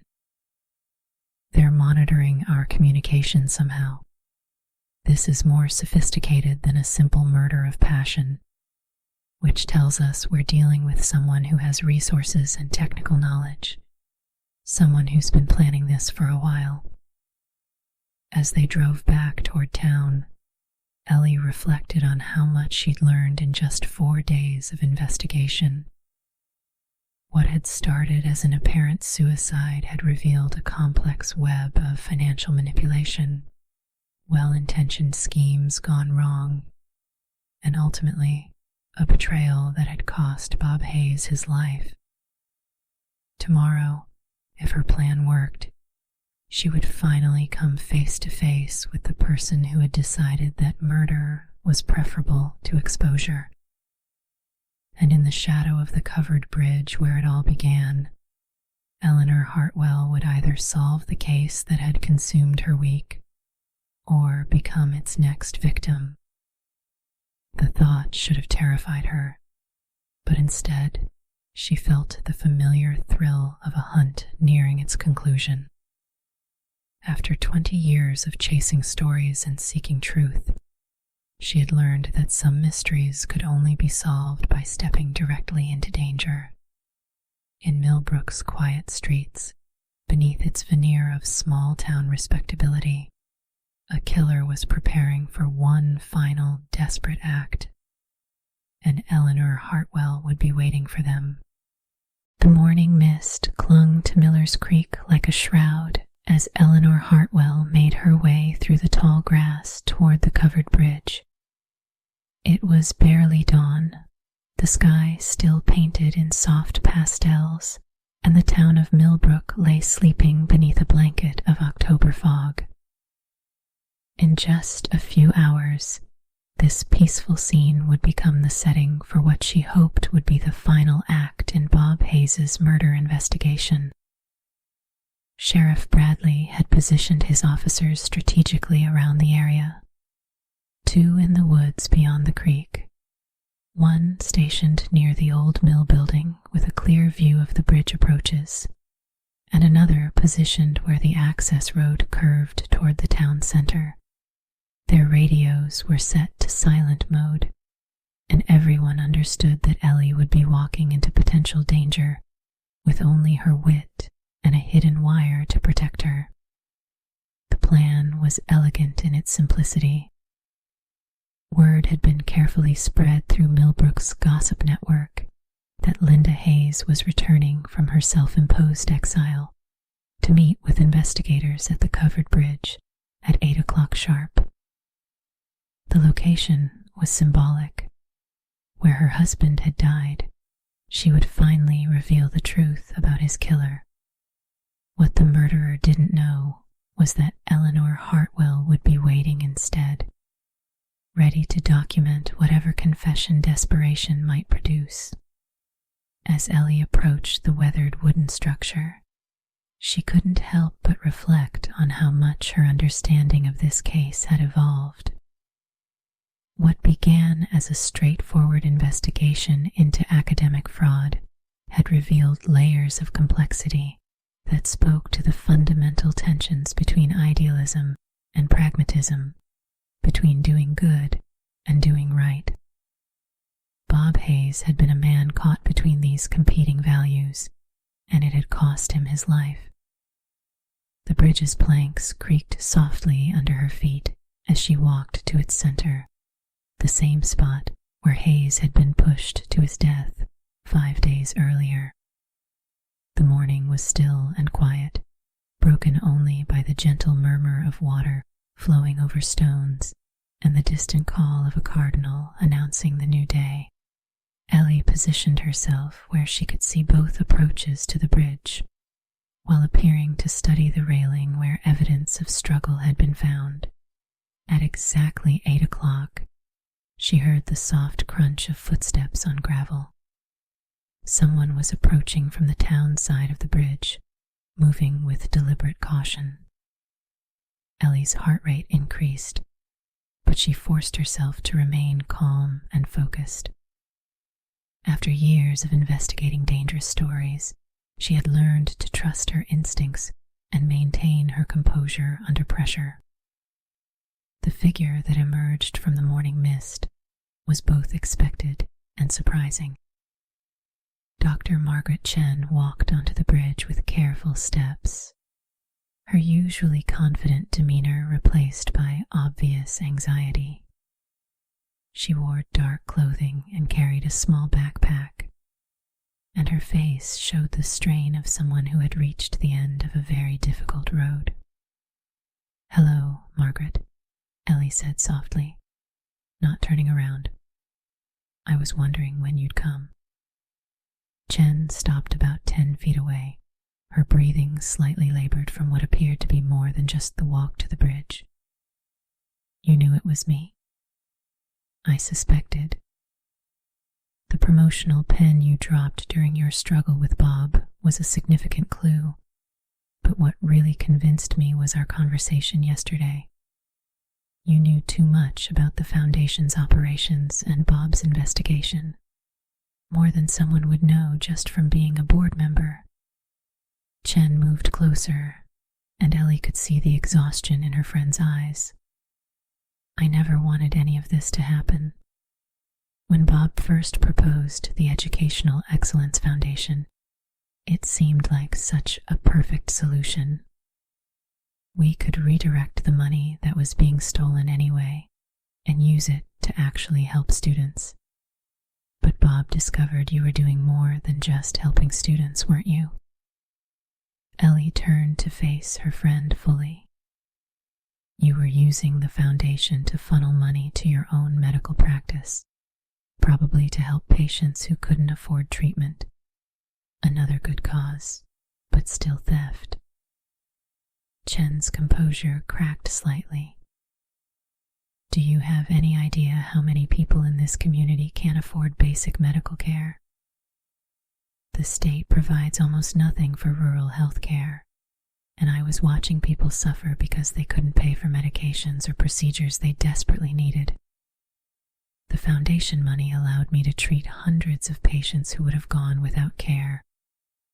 So you rationalized theft as charity, just like you rationalized murder as necessity."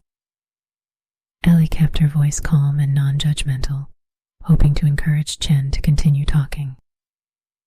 The wire hidden in her jacket was recording everything, but she needed a complete confession. "I didn't plan to kill Bob," Chen said, her voice breaking. "I just wanted to convince him to be reasonable. When he called that Friday night and said he had evidence that I was embezzling from the foundation, I agreed to meet him here to discuss it. I thought I could make him understand that what I was doing was ultimately for the greater good. But Bob wasn't interested in your justifications." Chen shook her head sadly.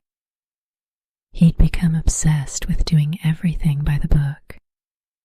He said that no matter how noble our intentions, we were still criminals, and that exposure was the only way to restore integrity to the educational system. He was going to turn over all his evidence to the state attorney general's office. Ellie took a small step closer, noting that Chen's hands were trembling. "What happened next, Margaret?" "I tried to reason with him. I explained about the patients I'd helped, the lives I'd saved with that money. But Bob just kept saying that we'd betrayed the trust of the community and that we had to face the consequences of our choices." Chen's voice grew harder. He actually seemed proud of his moral clarity, as if destroying several lives was some kind of heroic act. "So you struck him." "I brought a tire iron from my car, thinking I might need it for protection if he became aggressive. When he turned away from me to call Sheriff Bradley, I hit him. I only meant to stop him, to buy myself time to think, but he went down so hard." Chen's eyes filled with tears. There was so much blood, and he wasn't moving. I panicked. Ellie felt a wave of sadness for her friend, even as she recognized the magnitude of what Chen had done. "And then you decided to make it look like suicide. I thought if it appeared that Bob had jumped from the bridge, there would be no investigation into the foundation. The scholarship programs could continue, the students would keep getting help, and my medical practice could keep serving people who needed it. I convinced myself that one death could prevent dozens of others, but Linda Hayes arrived while you were moving the body. Chen nodded miserably. I heard her car coming and tried to hurry.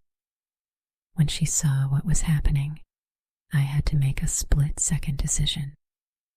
I told her that if she reported what she'd witnessed, I'd make sure she had an accident within the week. I know it was wrong, but I was terrified of going to prison and leaving all my patients without care. The morning sun was beginning to burn off the mist, and Ellie could see Sheriff Bradley's officers moving into better positions around the bridge. Chen seemed oblivious to their presence, focused entirely on unburdening herself of the guilt that had been consuming her for 5 days. Margaret, what about the threatening phone calls to me? And the break-ins at the school and Linda's house? I was desperate to find all of Bob's evidence before anyone else could discover it. I thought if I could eliminate every trace of his investigation, the Foundation could continue operating and everyone would benefit. The phone calls were meant to scare you off, but I should have known better.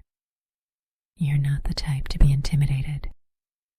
Ellie studied her friend's face, seeing a woman who had lost her way in a maze of good intentions and poor choices. Margaret, why did you really ask me to meet you here this morning? You must have known the trap we'd set. Chen reached into her backpack and pulled out a manila envelope. Because I can't live with what I've done anymore. Bob Hayes was a good man who was trying to do the right thing, and I killed him to protect a scheme that had already gone too far beyond its original purpose. I have his complete files here, evidence of everyone involved in the Foundation, documentation of every questionable transaction, proof of how the money was really being used. She held the envelope out to Ellie. I want you to have this. I want the truth to come out, even if it means destroying everything we tried to build. Ellie accepted the envelope with steady hands. Margaret, you need to know that this conversation is being recorded, and Sheriff Bradley has officers positioned around this area. I'm going to ask you to surrender yourself peacefully. Chen smiled sadly. I know. I saw Deputy Martinez in the woods when I arrived. I'm not going to run, Ellie. I'm tired of running from what I've done. The sound of approaching footsteps announced Bradley's arrival, along with 2 of his officers. The sheriff moved with careful deliberation, his hand resting on his service weapon, but his demeanor calm and professional. Dr. Chen, Bradley said gently, I need you to place your hands where I can see them and take several steps away from Ms. Hartwell. Chen complied without resistance, raising her hands and moving toward the bridge's railing. Sheriff, I want to confess to the murder of Robert Hayes. Everything Ms. Hartwell recorded is true. I killed him here on this bridge 5 nights ago. As Bradley's officers moved to place Chen under arrest, Ellie felt a complex mixture of relief and sadness. The case was solved, the killer was in custody, and justice would be served. But the cost had been enormous. A respected educator was dead. A dedicated physician would likely spend years in prison, and a well-intentioned charitable foundation would be disbanded in scandal. Dr. Chen, Bradley said as he fitted the handcuffs, you have the right to remain silent. Anything you say can and will be used against you in a court of law. As the Miranda rights were read, Chen looked back at Ellie with eyes full of regret. I want you to know that I never stopped considering you a friend, even when I was threatening you. I hope someday you might be able to forgive me." Ellie nodded, too emotional to speak. In her years as a crime reporter, she had encountered many criminals, but few had affected her as deeply as Margaret Chen, a woman whose desire to help people had led her to increasingly destructive choices. The walk back to the patrol cars was conducted in contemplative silence. Chen had waived her right to remain silent and was providing a detailed confession to Bradley as they moved away from the bridge. The morning mist had completely burned off now, and Millbrook was beginning to stir with the activities of a new day. As they reached the vehicles, Ruby Martinez emerged from her hiding spot near the old mill building, her young face showing a mixture of excitement and solemnity. The story she would write would be the biggest of her career, but Ellie could see that the reporter understood the gravity of what had transpired. "Ruby," Ellie said as they met near Bradley's patrol car, "when you write this story, I hope you'll remember that Dr. Chen helped hundreds of people during her time in Millbrook. Yes, she made terrible choices, but she's not a monster. She's a person who lost her way while trying to do good." Ruby nodded seriously. "I understand. The story will be fair and complete." Bradley finished securing Chen in the back of his patrol car and walked over to where Ellie was standing. "Well, we got our confession and recovered the evidence. The district attorney will be pleased to have such a clean resolution. Tom, what will happen to the Educational Excellence Foundation now? That's up to the courts to decide. Some of the money will probably be recovered and returned to the town, but a lot of it was legitimately spent on scholarships and educational programs. It's going to be a complicated legal mess." Ellie looked back toward the covered bridge, where crime scene technicians were already beginning to process the area one final time. In the growing daylight, the old wooden structure looked peaceful again, its associations with violence beginning to fade. "There's something I need to tell you," Bradley continued. "We found Steve Palmer this morning. He's been staying with his sister in Vermont, trying to deal with what he thought was a romantic entanglement with Linda Hayes. Turns out he really was innocent of everything except poor judgment. And Linda, she's safe. We've convinced her to return to Millbrook to help us sort out the financial records. She'll probably face some minor charges related to not reporting the crime immediately, but nothing serious." As they prepared to leave the scene, Ellie reflected on the events that had brought them to this point. Bob Hayes had died because he possessed the moral courage to expose wrongdoing, even when that wrongdoing was committed by people he cared about.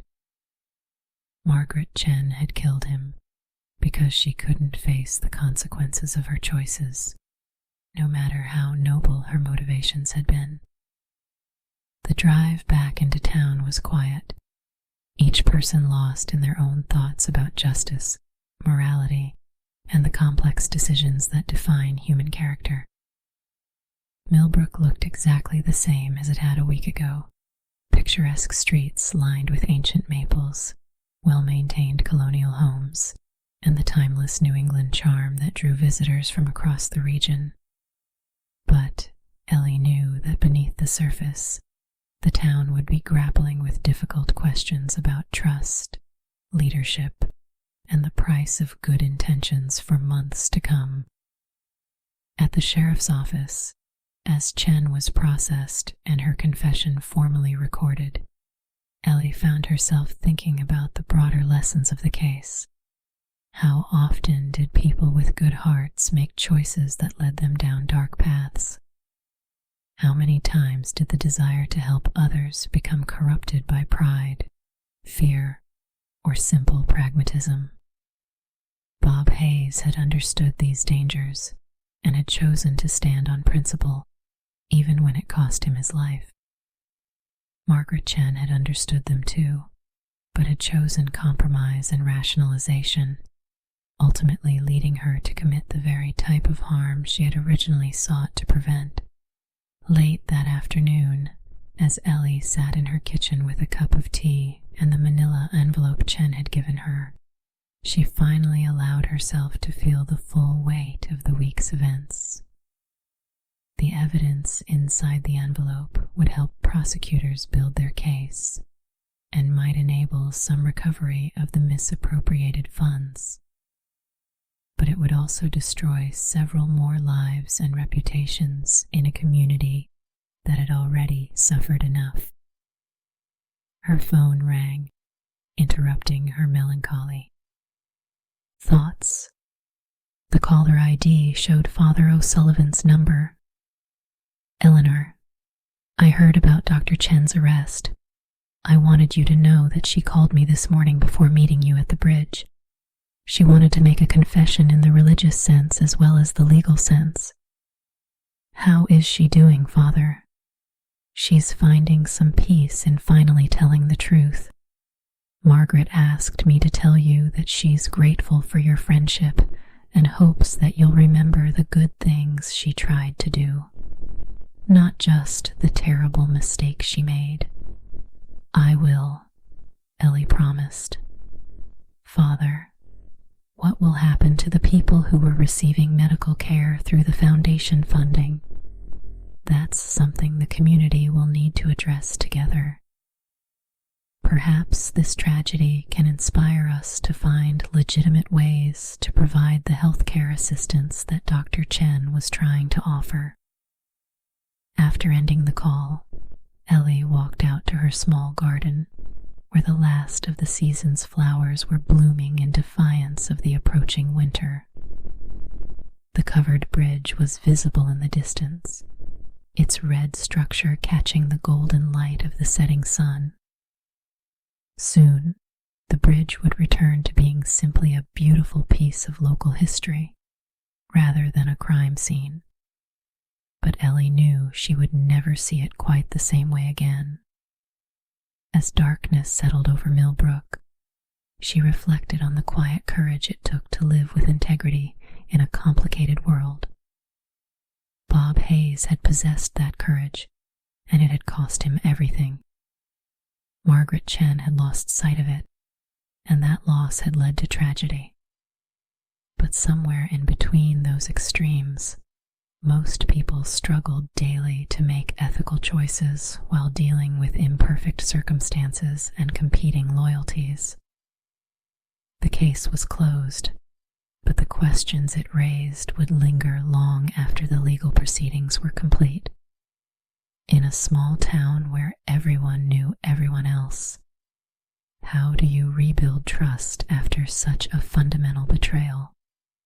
How do you honor the memory of a good man while acknowledging that even good people sometimes make choices that have terrible consequences? Eleanor Hartwell didn't have answers to those questions, but she knew that asking them was important. Truth-telling was never simple or painless, but it was necessary for communities to heal and grow. Bob Hayes had understood that principle and had died defending it. The least she could do was ensure that his sacrifice wasn't forgotten. As she prepared for bed that night, Ellie could hear the gentle sound of Miller's Creek flowing past her house toward the Connecticut River. The water carried away the autumn leaves, the debris of seasonal change, the accumulated sediment of time and weather. Tomorrow would bring new challenges, new mysteries, new opportunities to choose between what was easy and what was right. But tonight, in the quiet safety of her converted carriage house, Eleanor Hartwell allowed herself to rest in the knowledge that justice had been served and truth had been preserved. The covered bridge stood sentinel in the darkness, no longer harboring secrets, its burden of violence finally lifted by the simple act of someone willing to listen, to investigate, and to speak for those who could no longer speak for themselves. In Millbrook, Connecticut, the mist would rise again from Miller's Creek tomorrow morning, just as it had for centuries. But the town would be a little different now, shaped by the recognition that even in the most peaceful places, the eternal human struggle between good and evil continues in the hearts and choices of ordinary people. And that, perhaps, was the most important truth of all.